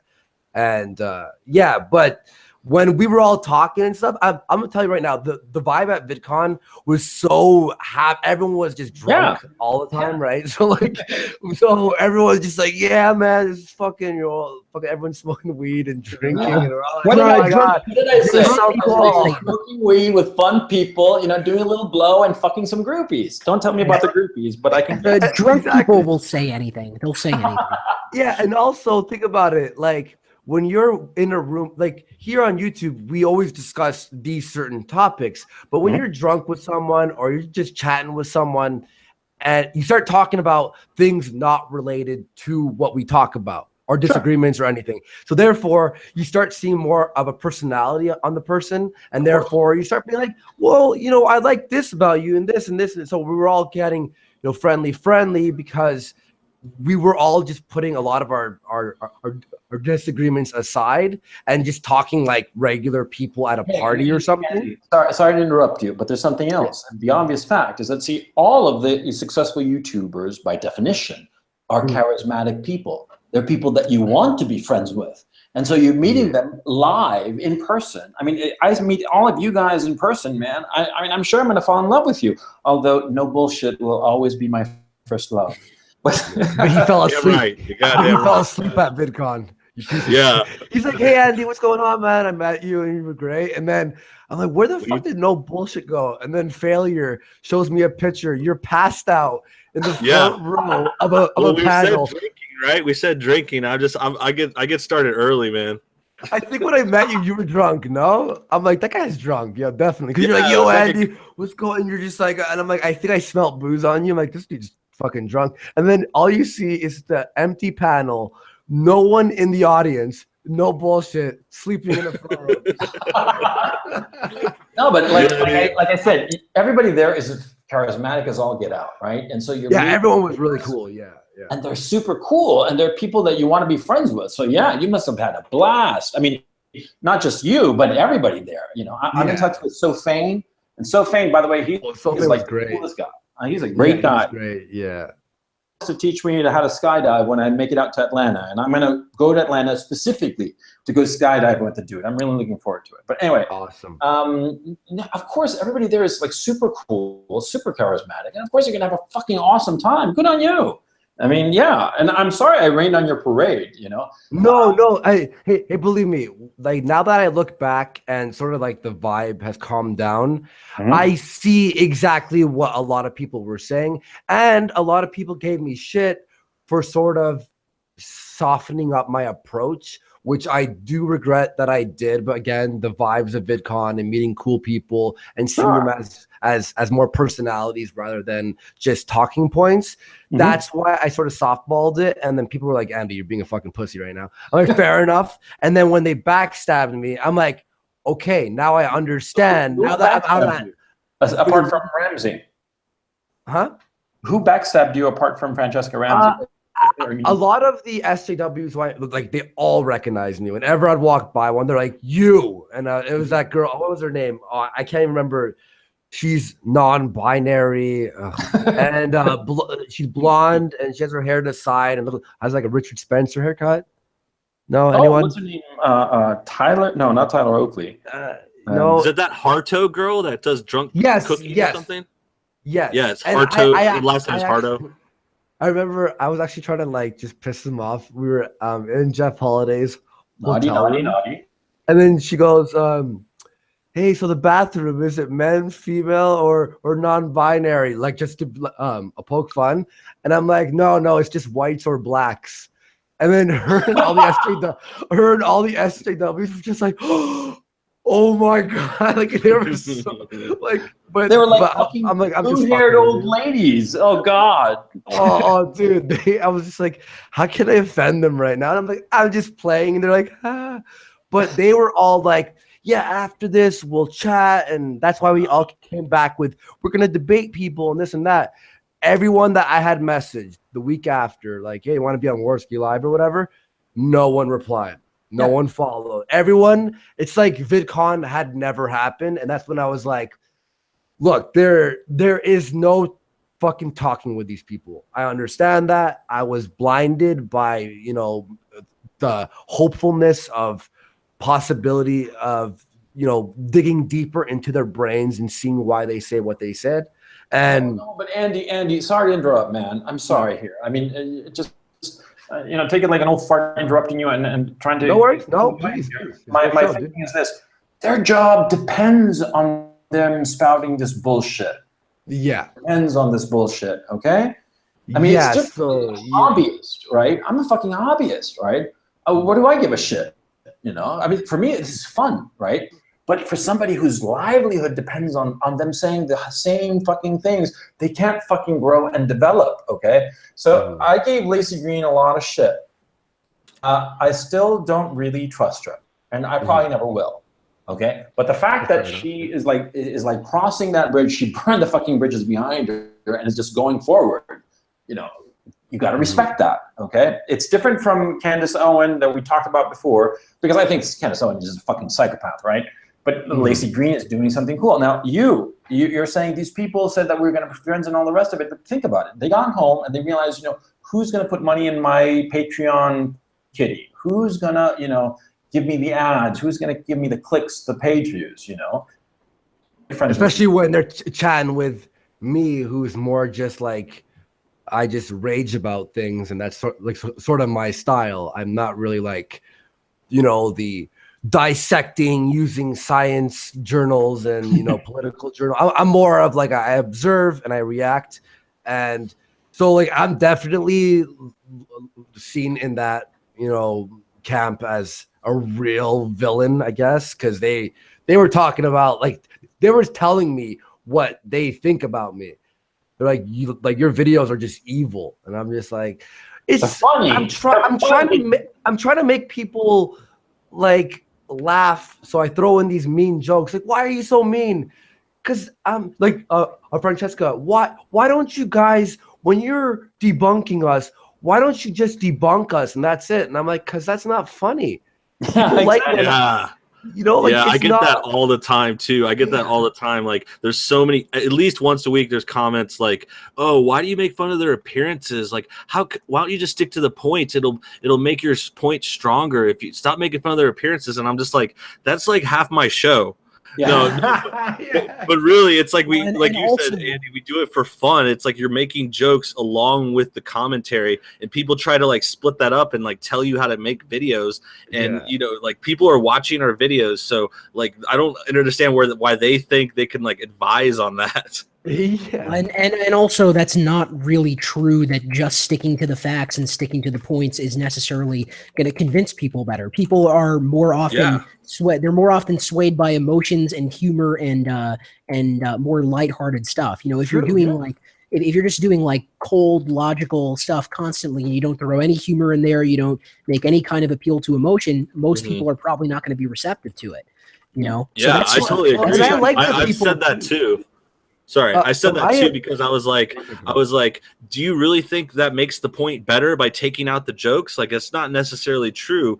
And then like you were saying, if you can make the point better, like via a joke or a song or a well done edited video that tells a point, maybe with a story or something like that, you're going to get the point across even better, and more people are going to want to watch it, as opposed to like the research side, which I think, Andy, you were getting at something like that, where there's like a lot of people in the comments too that are constantly saying, where's your research? You need to do more research. Citations. Yeah. And then I'll jokingly talk about it, be like, oh, fuck your research. I don't need research. I don't need sources. And like, I'll go off the top, like over the top. But in reality, it's like you don't need that much for these videos, depending on how you do it. There are certainly people that do like a research kind of thing, like they're doing a documentary or something, and that's a whole other thing. But like when they try to apply those same standards onto us or someone that's making like an entertainment based commentary video, it's like, no, I'm not writing a science report. Well, and also like you guys were saying, you hit like the reason I became popular on YouTube wasn't my citations. It was my personality. Like that's exactly like I'm totally self-aware that I'm not the smartest dude, but when I see something stupid, my reaction is what gets people to watch me. So look, someone like I like the channels too who are a little bit more serious because I learn a lot from them, and I sort of like I hear their points of view, and while it might not be funny or something, I do enjoy that too. But personally, I prefer people who might throw a jab in here and there, and you go, "Ooh, that was good." Like it's funny. It just keeps me wanting to watch more because there's only so much dry conversation I can take because I love comedy and I love entertainment and I love this subject matter. So it's just a combination of all my interests. Plus I did stand up for 8 years before being like full-time YouTube. Like, and I did fucking, improv at Second City for years too. Like that's what my origin is comedy. So when I see, an SJW saying something so stupid, obviously I'm gonna fucking take the piss because that's what I do for my friends. That's what I do for everyone. I make fun of my friends more than I make fun of SJWs. Like in real life, we always just smash each other. That's what I do. And then these SJWs, like Francesca, would be like, well, you could just debunk me and not have to be mean. And I'm like, no one would watch me if that were the case, A. And B, you keep talking about me being mean. How about you take out the mean jokes, take out and take the stuff that I'm saying that's actually debunking you, and may you answer me that. They're using the mean jokes as a deflection to not have to answer the real question. Yeah, but Oh, the yeah. thing is, Right. I mean, and that's something else that you can do. You know, it's not really an either or thing where you have to do exclusively comedy or you have to do exclusively like autistic, highly specific research-based stuff. You can do like something like Aiden Paladin and myself and Naked Ape like to do is we'll cite something factual, we'll cite a statistic or cite a research paper or something, and then connect it back to some kind of comedic reference or joke alongside it, and that kind of gives it a little more impact, I think. Yeah. Well, also the thing is, see, they say that the jokes, they use the jokes to deflect criticism. You're absolutely right, but the thing is, see, the jokes make the sale for the audience, for your audience, right? In the sense that you Andy hit your audience with a strong joke that connects with the material, with what you're pointing out. That's going to be shitloads more memorable, and that is what's going to make them, the SJWs, lose their audience. Because see, you can't respect somebody who can be made fun of. That's why no dictator likes a comic who'll make fun of them. Because if people laugh at you, then you can't be worshipped. You can't be followed blindly.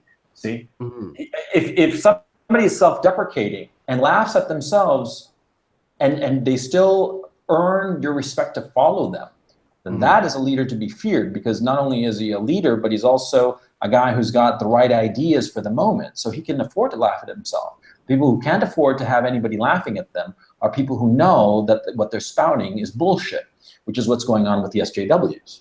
See?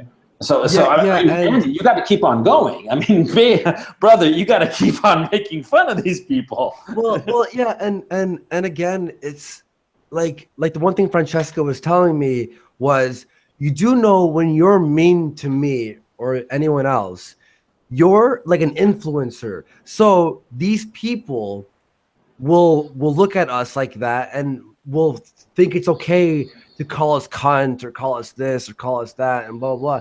And I'm like, do you know the shit that I get online from people? Like a lot of people hate me. I understand that. Look, I know I'm not for everyone. Totally agreeable. Like I don't care. I know the bigger you get, you're going to have a chunk of haters. And then the bigger you get, it'll grow and grow and grow. If you can't handle that and get called a cunt or a fucking loser or not funny or a retard, if you can't handle that, then you're in the wrong platform. And I was like, sure, I influence people on maybe being mean to you, but I'm not asking them to be mean to you. I'm just saying jokes that I think are funny. She's like, you made fun of my husband and people make fun of my, like, and I'm like, don't you see the irony of you make fun of white people all the time and you're fucking married to a white dude? She goes, that's not funny. I'm like, but don't you see how that could be funny? And she's It like, is funny. yes. And I'm like, that's called irony. And if people go, fuck your husband because I made a joke about your husband, that's not my problem. And maybe, just maybe, if 95% of people online hate you, you're doing something wrong. Yeah. I was honest to her and she's like, oh my God, that's ridiculous. No, she goes, just because 95% of people hit like on your video doesn't mean you're right. I'm like, well, but it means I'm definitely more right than you. Like, no offense. If you have only like 5,000 dislikes and 30 likes, at least be, self-observant, self-aware of where you might be missing the mark. And comedy, you can't, like, look, fucking, I mean, if you want to make a joke about me, fair enough. People have bashed me, made jokes about me. Theron Meyer was one who just recently, and then I actually had a live show with her and we had a great time talking, but she bashed me and called me a little bitch or something for bitching about demonetization, and then made a few jokes about me. And I was like, I'm not going to block her. I'm going to DM her and be like, yo, let's fucking chat. Let's see where this goes. Well, I don't care that you made fucking fun of me. Can I talk to you really on the level about the skeptic community? Okay, because you're a big part of the skeptic community, or you're perceived as such. Okay. Yeah. So, and I'll talk to you on the level because I respect you, and I'll tell you what I think honestly. Sure. I think that VidCon was like this great moment, a great moment of possibility for the skeptic community. Now, I am very sympathetic, if not wholly endorse the notion of the skeptic community, all right? But I think that you guys just, and I blame Sargon for this, quite frankly. I think that because he's the leader of the band, you guys altogether have a huge fucking audience. Okay, there's a lot of repetition, you know, a lot of subscribers, a lot of people who subscribe to multiple channels, but let's just say for the sake of argument that you got maybe 1.5 million people, individuals, right? I mean, if you added up all of your subscribers, what would it be, like maybe 5 million? Maybe. Yeah, with me, Sargon, Blair, Yeah, some black guy. Oh, yeah. I think So there's probably a lot of overlap though. So 5 million seems like a high ball kind of number. Yeah, but Maybe like I'd say like 2 million. Okay, but let's say to be really conservative, that it's 2.5 million subscribers between all of you, and that the overlap is 5 to 1. I mean, one person is set to 5 different channels, right? Yeah. So that's roughly 500,000 adults, right? Because I mean, you know, let's face facts: the people who subscribe are not, you know, little kids. They're 90% male. I mean, I don't know about your audience, but my own is like 90% male, 10% female. So I'm guessing yours is roughly the same, right?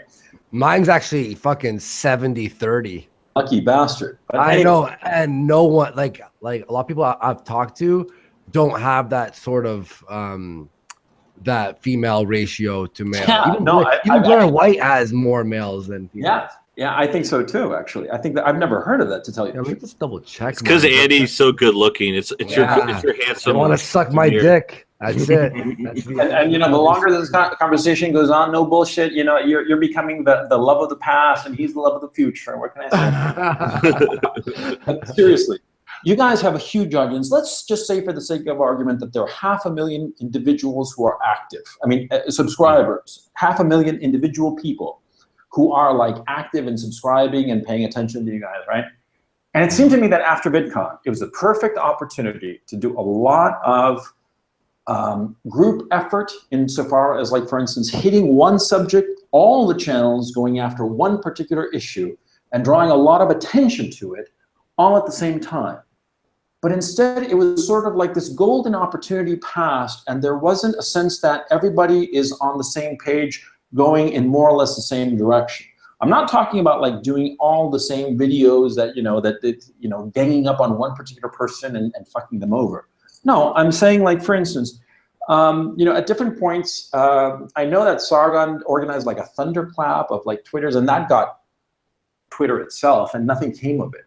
But see, on YouTube, if like you, Sargon, and a few other the usual suspects, if you all did, like, at the same time, had done like a couple of videos on specific issues, serious approach on the whole issue that YouTube is this monopoly that totally fucks its content creators, right? And if it had all been at the same time, as opposed to drip, drip, drip over time, you guys would have had like a real impact, a political impact, because what we are all about. Well, Coach, if I may, Coach, I have to interject here. You see, this is a community of individualists, and if they did something collectively, that would be collectivism, and that's evil. So they can't do that. No, not collectivism in the sense of like everybody. Wait. So I'm kidding. I thought we all did make videos about YouTube. Didn't we all do that? Yeah, but it was all over the place. It wasn't like focused. It could have been focused. Wait. So you're saying about what? About the demonetization or the not being? But okay, so like, so if we had all see, but here's the thing: a lot of people think that like me, Sargon, some black guy, Blair White, like we're always like chatting every single day. That's not the case. In fact, a lot of people were saying that we planned the attack on Candace Owens, when I swear to God, I had posted my first video, and then on my related, I saw Jeff Holiday, Barbara, and a few other people, and I was like, oh shit, like everyone picked this up. That was just random that we all had posted on the same day. Like we don't plan any. Okay, on Thursday at 6 p.m. Eastern, everyone posts at the same time about this and if we did, you're definitely right. We definitely make an impact, because at VidCon, on one of the parties, we did that hashtag shut up Tariq, and we all retweeted each other's retweets, and we were second worldwide trending. So I'm like, yo, if we actually planned something for something important like this, would we blow up? But it's hard to get all of us on the same boat every day. You know what I mean? Oh no, I'm not talking about every day. I mean, but like for an important thing, though, right? You mean for an important thing? Yeah, it would have been like, you know, like say like have the target of like once a month for like, you know, I don't know, 3 days, 4 days. Just hit one thing hard, really hard enough to make it trend, hard enough that it can't be ignored. 500,000 fucking people, and that's probably a conservative number, okay? But it doesn't matter what the actual number is. We all know that it's in 6 figures, high 6 figures, whatsoever that figure may be, if not 7 figures in terms of an audience. And it seems like such a shame, because I recognize that some of the more thoughtful people, you included, of the skeptic community, to have an impact in the culture, to move the culture over. Because you, and I'm sure you're going to agree with this, you think that it's too far SJW. It's gone too far in that direction. It's becoming insane. And it has to be, I don't think I'm putting words in your mouth or ideas in your head, right? No. We all agree on the same thing. And it seems that there was such a brilliant opportunity that got wasted, you know, and it was I agree. No, I agree wholeheartedly. But by the way, like, before you say anything, I want you to know that I'm saying this like out of respect and frustration, but it's respectful. I mean, I respect you, Andy, and I want you to know that. Yeah, and look, I wish that for an important thing like the YouTube thing and just whatever important thing that we would do that, but everyone's super busy. To get a DM back from anyone takes a while. We like the group chat that I'm part of. Not everyone's there every day. A lot of people are working on their own stuff. Plus, to get everyone to film and edit and post all on the same day about the same topic is so difficult. Like, it's really hard because someone's working on this, someone's working on that, someone's meeting fans at whatever, or just whatever everyone's busy doing, and everyone also has jobs and a life, right? And I totally agree with you. I think we could definitely make a massive shift if we all did post on the same day with a hashtag. It would blow up 100%. And actually, now that you bring it up, it might be good to even message people and be like, yo, on the next big thing, let's all plan something, because that would be like awesome. Yeah, you know? And it's not like, like, okay, like the Candace Owen situation, to give an example. This is by definition a hit piece or a series of hit pieces that happened on Candace Owen, but she had it coming. It's not that it came out of the clear blue sky, okay? Like going after one person in particular, even for having stupid ideas or whatever, I think that's no. I mean, if they have a stupid idea, fine. Going after them, like, I think it's wrong, okay? And there's been situations in the past where that's happened. But like insofar as the Candace Owen, that's different, because the person, this individual that we've been talking about, is dishonest and was pushing something catastrophic. And on top of that, it's clear that she is, we don't have to get into it. It's pretty obvious on the prima facie, right? But like, for instance, issue of demonetization. I know that you and Sargon and Armored Skeptic and some others have contacts with other big YouTubers in random and different areas of YouTube. We do, yeah. Everybody had gone, hashtag stop demonetization or some shit like that. And in a short period of time to really make it spike. YouTube You're 100% right, man. Like, I would just say it's the reason that it's difficult is it seems like what we're all doing, like everyone's on like some Discord chats or on group chats or on Skype and doing different streams. We don't have an area where all the big YouTubers chill and plan things like that. So it is pretty disorganized. I'll admit that, where it's like, there are some topics that we do, like you know, you post a video and it's more of like a fun video making fun of someone or whatever, right? And then there are those topics like YouTube demonetization, or maybe like a very important subject matter in the political sphere that would fucking benefit if we all hashtagged something or all made a video at the same time. You know, everyone schedule your upload for 6 p.m. Eastern. Everyone's video just comes out and it trends. And I do agree with the impact that we would make. And you know what? Now that you bring it up, I'll pitch the idea to people. Because that'd be cool. Like, you know what I mean? Like, no bullshit. Even you, man. Like, so many times, me and No Bullshit, a day apart, will post almost the same topic I did, because me and I guess we look for things, or our fans send us things. And we get videos sent to us, and then, you know, we do similar kind of titles, and sometimes depending on the topic. Like, I think I remember just last week you did the lactatia video. I didn't even know that you had done it, or even Gemini had done it, and I did it. I had to that months ago, and then I saw that you did it, and I was like, oh shit. Now imagine if we both posted it around the same time. That would be that's the thing. I want to challenge that. I kind of question that. I mean, I see what you're saying, and I think it could get some more hype and some more views maybe, but are we really saying that if we all posted videos about YouTube's demonetization on the same day, like, do we think that would fix it? Like, I don't think that would. Well, it's too late now. Put more awareness. Just an example.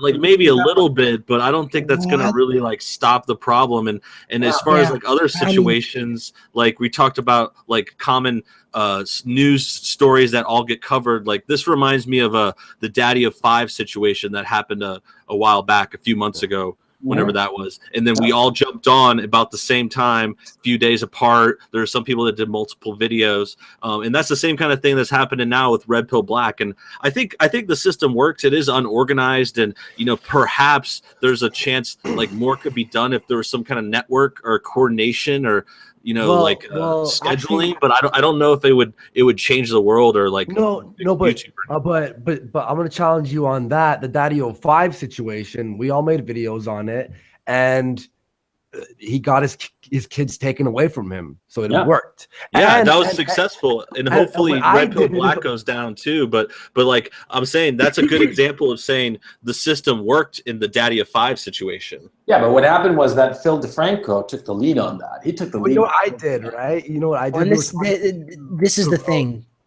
Like that's.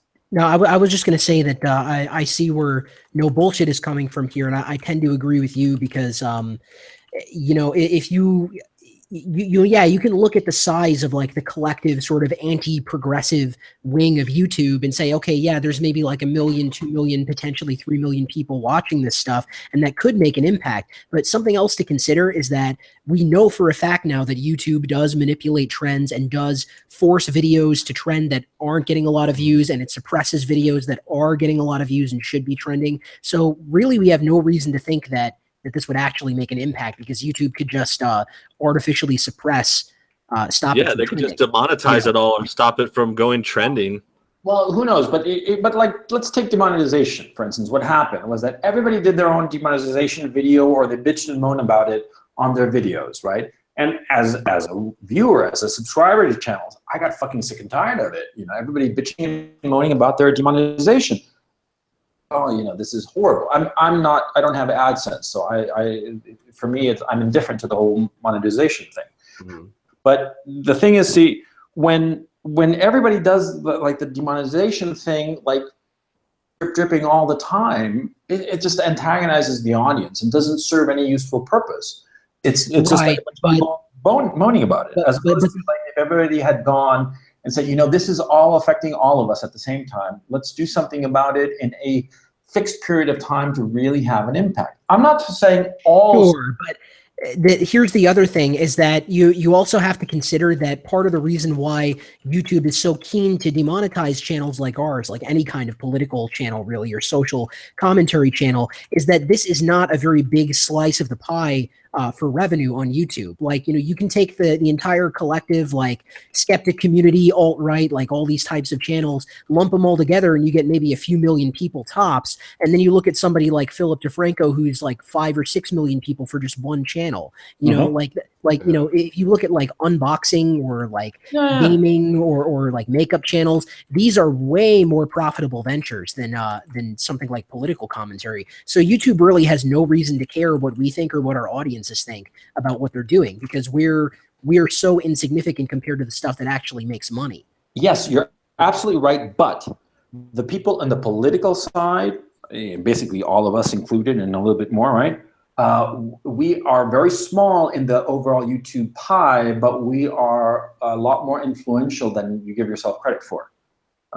Because and I'll agree with you on that, Coach Red, because like, I mean, I know what you're saying, Braving Rune, by saying, hey, look, if YouTube has the ability to, cap people's videos at a certain view or change what's trending, yeah, that stinks. However, if 8 of us made a video on the same thing, it doesn't matter what YouTube would do to trending or anything, it would get the word out and tweets would spread it and people would share the video to the point where it would at least make a dent. Definitely it would make a dent, but they can change the trending. I agree with you on that. Yeah, I think you do have a point there, because even with the limited state stuff, the limited state stuff seems to be having the opposite of the intended effect, because I think one of the first people to get their video put in limited state was Jared Taylor from American Renaissance. It was a video about like racial differences, and and all that did really was draw attention to his channel, because the video is still up. It can still be linked to. So thousands of people have already seen the video. They have it in their browser history. They have the link, and there are actually websites popping up that are databases of videos that have been put in limited state. So people can go to these websites and find a list of links to these videos that YouTube is trying to hide from you. So even when they do stuff like that, there are ways of the audience circumventing it and sort of creating ways of getting at the content anyway. So there is, to be fair, there is that. Well, definitely. It's look, my thing that drives me up the fucking wall, my total bet noir is the whole issue that YouTube is a monopoly.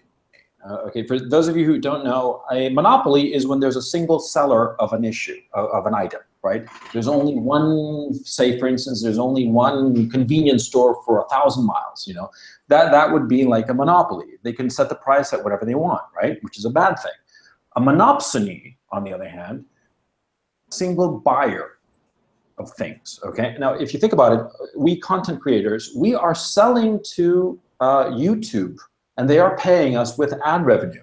We sell them our content and we get the ad revenue.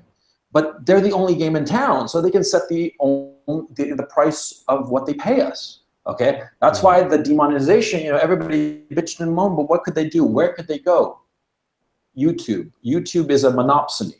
And see, my thinking is that it should be broken up, okay? And it should be like the mission of every large content creator to help break up YouTube, because YouTube has content creators by the balls. I mean, they tried fucking us all over. Here's something else that I think is relevant, is that there are certain people, I'm not going to name names, but certain content creators who do make a lot of money off of Patreon, or their channel is big enough that what little monetization they do get is still a good chunk of money. Or, and then of course there's super chat donations and streams and stuff. The simple fact is that, there is a conflict of interest, and there is a monetary motivation for some people to not rock the boat and not do this, because as long as they're remaining uncontroversial enough that they're not going to lose the cash flow that they currently have, there's no reason for them to upset the status quo or change anything. And again, I'm not going to name names, but I'm sure Chad, or I'm sure anybody here can take some guesses at who I might be talking about.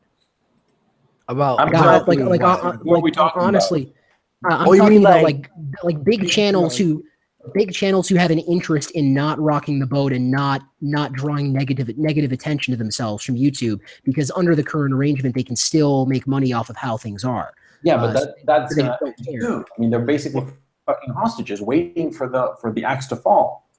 Well, right, and when the axe does fall, maybe they'll say something. But to be honest, I'm skeptical of the sincerity of a lot of these people as to whether they actually care about the things that they're talking about or not. Are you talking about like the Young Turks or somebody like that, or are you talking about somebody here present? I'm just talking. No, I'm not talking about anybody here. I'm just talking in general. Like any big channel that's talking about this kind of thing may have a financial incentive not to really say anything. Like, okay, here's a good example of what I mean. I see what you're saying.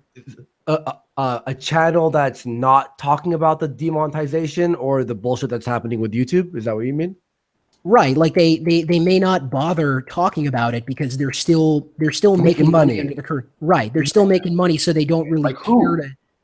Well, I mean, I don't want to go naming names. Anybody that's making money on YouTube, basically. I mean, you're basically saying anyone that's above a certain amount, you know, like 1 million subscribers, maybe even just 500,000 subscribers, they're making money. They have a job. Maybe they're making a little bit less, but they're still over their budget or whatever they need to live. So basically, I think what Braving's getting at is, you know, those kind of people, they might not want to rock the boat. They want to keep their jobs, and Coach mentions like some kind of split up or monopoly split up, and I could see why they would be like, no, let's not change things up. I'm already making money. I have 1 million subscribers. Right, because if you were to take Google or you were to take YouTube and trust bust it and break it up, I'm not saying I'm against that. I'm totally in favor of that, given the future implications of this arrangement. But somebody who is more motivated by money than I am, somebody who's making like thousands of dollars a month, I'll drop a name here, like Dave Rubin, who's getting like $30,000 a month on Patreon. He has an interest in not rocking the boat. Okay. A lot of people in the chat are saying Sargon, but I disagree with that because Sargon makes most of his money on Patreon, I think. Yeah, Patreon and Sargon has talked about demonetization, I think. Yeah. Right, but either way, you know, the breakup of YouTube would destabilize the platform, I would imagine, because you know you can't keep a website operational if you're fundamentally restructuring, you know, who owns what, who owns, you know, this server farm and that server farm. It would be a clusterfuck, to be perfectly honest. But another point I wanted to make here is that earlier this week I saw Blair White tweeted. This is what makes me question the legitimacy of some of these people and how much they actually care about any of this, is that Blair White tweeted, "I'm so fucking sick of all these actors that you all believe are political commentators expressing their actual beliefs. I feel like I should make one big long video exposing fucking everyone and shaking this entire shit up. I can't handle the fake anymore. I came into this genre of content inspired by so many people only to learn that it's all performance for most. No one has principles." And then she deleted the tweets about an hour later. So I don't know who she was talking about or who she was. I think she was talking about a Candace, because we were on a stream on Some Black Guy's channel talking about the situation, and she had jumped on talking about how immediately she felt that Candace Owens was fake, like without even any of the drama happening. Like she just had a feeling, and I guess maybe that's what she was talking about. Maybe she got some backlash and erased it. I'll ask her about that. But the thing is, the thing that struck me about it is that she said people and actors, like plural, as if she was talking about more than one person. So I have no idea who she was referring to, but you know, it sort of makes me wonder. Yeah, and I mean, I'm not. See, here's the thing: is I'm not sure who would be acting and who's not. Like, I'm sure there are people who maybe pump it up to make more money. Maybe, I guess. Like, do you think there's anyone who's completely bullshitting their point of view besides Candace Owens? Because we already talked about that. But like, is there anyone you have the feeling who's like, there's really no way to know specifics, to be honest. You know, you could accuse people of things or like, you know, hazard guesses, but I don't have any evidence of any specific person just totally falsifying their views. So I don't know. No, I don't think falsifying their views outright, but more of like banging certain drums that they know are popular just for the clicks, even though they think that it's sort of stupid and boring and it's not really pushing themselves insofar as their channel is concerned. I think, Well, I'll admit that I sort of fell into that, and it was mainly because at first I was really passionate about it, and then it was Black Lives Matter like back last year. A lot of those videos caught me like pretty big for my viewpoints, and then I made a Black Lives Matter video like a few months ago, and I made it, and when I posted it, I'm like, I don't fucking care. Like, Black Lives Matter means nothing anymore. They like failed like miserably. They've been talked about to death. Why did I post that video? I just posted it because posting a video, and then I haven't made a video since like a Black Lives Matter since, because I'm like, they have no influence. I guess I just like, again, I was still posting every single day, so I was just scavenging for any news that I was able to find. And I fell into that. Oh, I'm going to post this because I know people hate Black Lives Matter. Therefore, and a few of my Black Lives Matter videos were popular. Therefore, I will post it. And then when I posted it, I just felt like shitty. I was like, they're not big enough or influential enough to really affect anything. Why am I still talking about this shit? So I could see some people, and I have I've fallen into posting something you aren't as passionate about, right? Just to get a video out there. I could see people, but I'm not like bullshitting. I don't like Black Lives Matter. I fucking still hate them, but I don't feel like my video was important enough to post. So you know what I mean? And totally. And now, no sin in that, because you just I think a rut, and you're sort of like, okay, I have to push this shit again, but you don't feel passionate about it. There's no sin in that. It happens to everybody, I think, in every line of work. So I mean, I couldn't hold it against you. I would hold it against you if you'd always been insincere about it. Then I'd say you're fucking fake.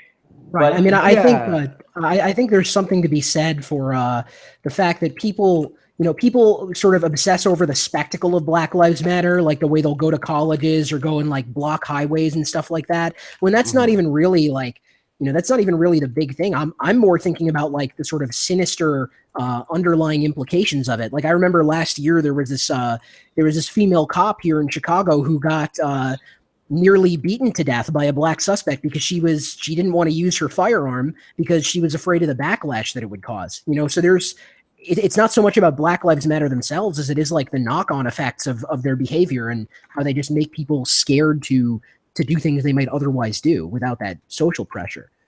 I did that video, actually. I did the same story. I guess it was that guy, he must have been on PCP or something, and he grabbed her hair and like smashed her face into the street. I think it was that one you're talking about. I think so. I did that, and I talked about it, and I was very passionate in that video. And then, a few months later, Black Lives Matter blocked the street. Like, I felt like an asshole for doing that, because it's obviously you watch the video and go, yeah, Andy, this is dumb. Thank you for pointing this out. Appreciate that.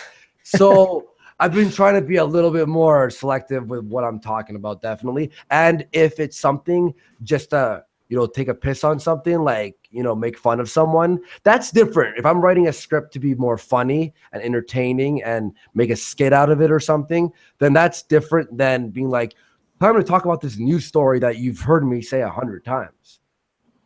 Yeah, and I think the biggest thing too with the BLM stuff again is, it seems like it's a dead issue and it's fine to move on, but if it keeps popping up in the news and stuff still happens as a result of it, then it's our duty sometimes to cover it still. Like for example, like the feminist stuff too. Like you think, because if they burn something down or do something crazy, and I'm passionate about it, and then I make the video, I'll feel good, like awesome about it. But if they block the highway and I'm making a video about it, like, who cares? In my opinion, I already done that video before. I did that. I mean, I definitely feel the same way about not like I really take my time with videos now, because I don't want to just shit something out for the sake of shitting it out. Like I want to actually be motivated, like I don't make a video about something unless I'm like excited to make it, Yeah. And also, like, for me, for example, it was just me and Chris sitting in front of that black curtain, right? And it was every day. And then I became so depressed, like shortly after VidCon, not even about the monetization shit. It was, I felt depressed because it was like, I'd walk into the studio and go, fucking who cares? Like, who gives a shit? I was like, oh, what story did you find? Oh, some feminist said this thing. All right, let's film this fucking.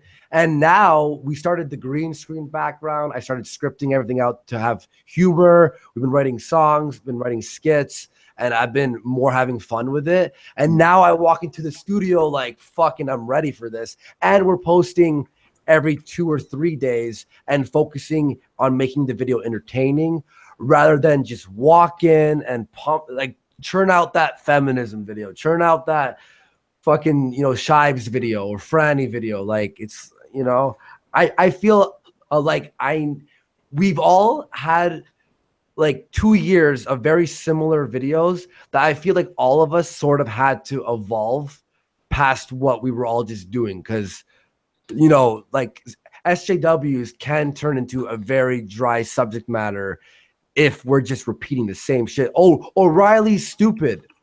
Really? Is Riley stupid? I think he's mentally handicapped. I feel sorry for the poor bastard at this point. Nobody gives a shit about him except, you know, our neck of the woods who like kicking him. It's like kicking the retarded kid at the recess, you know? It stops being funny after a while, you know? And you just start feeling bad for the son of a bitch, right? Oh, well, in my own case, I was like doing the multicam, and I loved doing the multicam because it was really cool until I got bored with it in the sense that, you know, I could do it, and it was like no longer challenging or no longer, you know, risky. And that's when I started getting turned off, and it started getting harder for me to do multicam. And that's why now I'm doing, like you, Andy, I'm doing longer videos that are a lot more scripted. I think I started off, I'm in the middle of doing one that's taking fucking forever, and I'm realizing that I might have bitten off more than I can chew, but it'll get done eventually, and I'll get back to like a regular schedule of postings. But the point, you know, you gotta change. You gotta change and progress and evolve, or else you just, the idea of stability, of doing the same product over and over again, is very, very good to make money, to grow your audience, you know, all of that. But the problem is that the trade-off to that is that you become like a fucking robot, you know, and dude, I fell into that. And, you know, then I started reading comments like, there's a few people criticizing me, and I agreed with the criticism. That's why I that's changed. The worst. Yeah, we're like, I'm like on the video, and then like I think people were having a live stream. I forgot who exactly. It was like months ago. It was a bunch of people, and then someone brought in like, well, Andy did a story about this, and the story ended up being like an exaggerated like troll story. Mm-hmm. And then someone's just like, well, Andy and Chris have to post a video every single day, so what do you expect? And I was just like, he's right. Ooh. I'm like, he's fucking right. No, 100%. Yeah. On that day, I was just, walk in. All right, what's the story we're doing? Yeah, that looks dumb. All right, pump it up. You'll drink fucking 3 cups of coffee, you know, smoke a bowl, just go on camera, and then you just yell for a bit, and then edit out all the ums and uhs and the pauses in between, and ta-da, our video. And then someone just criticized and then started being like, well, he posts a fucking video every day. What do you think? Obviously, he's gonna fuck up like a lot of the times. And I was just like, this dude's right. And like me and Chris had like a business meeting, like, and like a sort of like an awakening meeting. Like, we need to figure out where we want to take this channel. And I was like, you know what? I'm not a news fucking personality. I'm not a political pundit. I'm not even really smart, but I know I'm good at writing scripts and being and joking and being funny. Not everyone finds me funny. I understand that because it's all, you know, it's all relative. But I think that the people who like me find me funny. And I lost sight and got so wrapped up into the trying to be, you know, a news personality. And that's not who I am. So I pulled it back. And then I was just, now I'm writing just funny shit using memes. And for example, the red pill black stuff, I was more serious on those videos and said way less jokes. And that was fine for that because I felt passionate about that subject matter.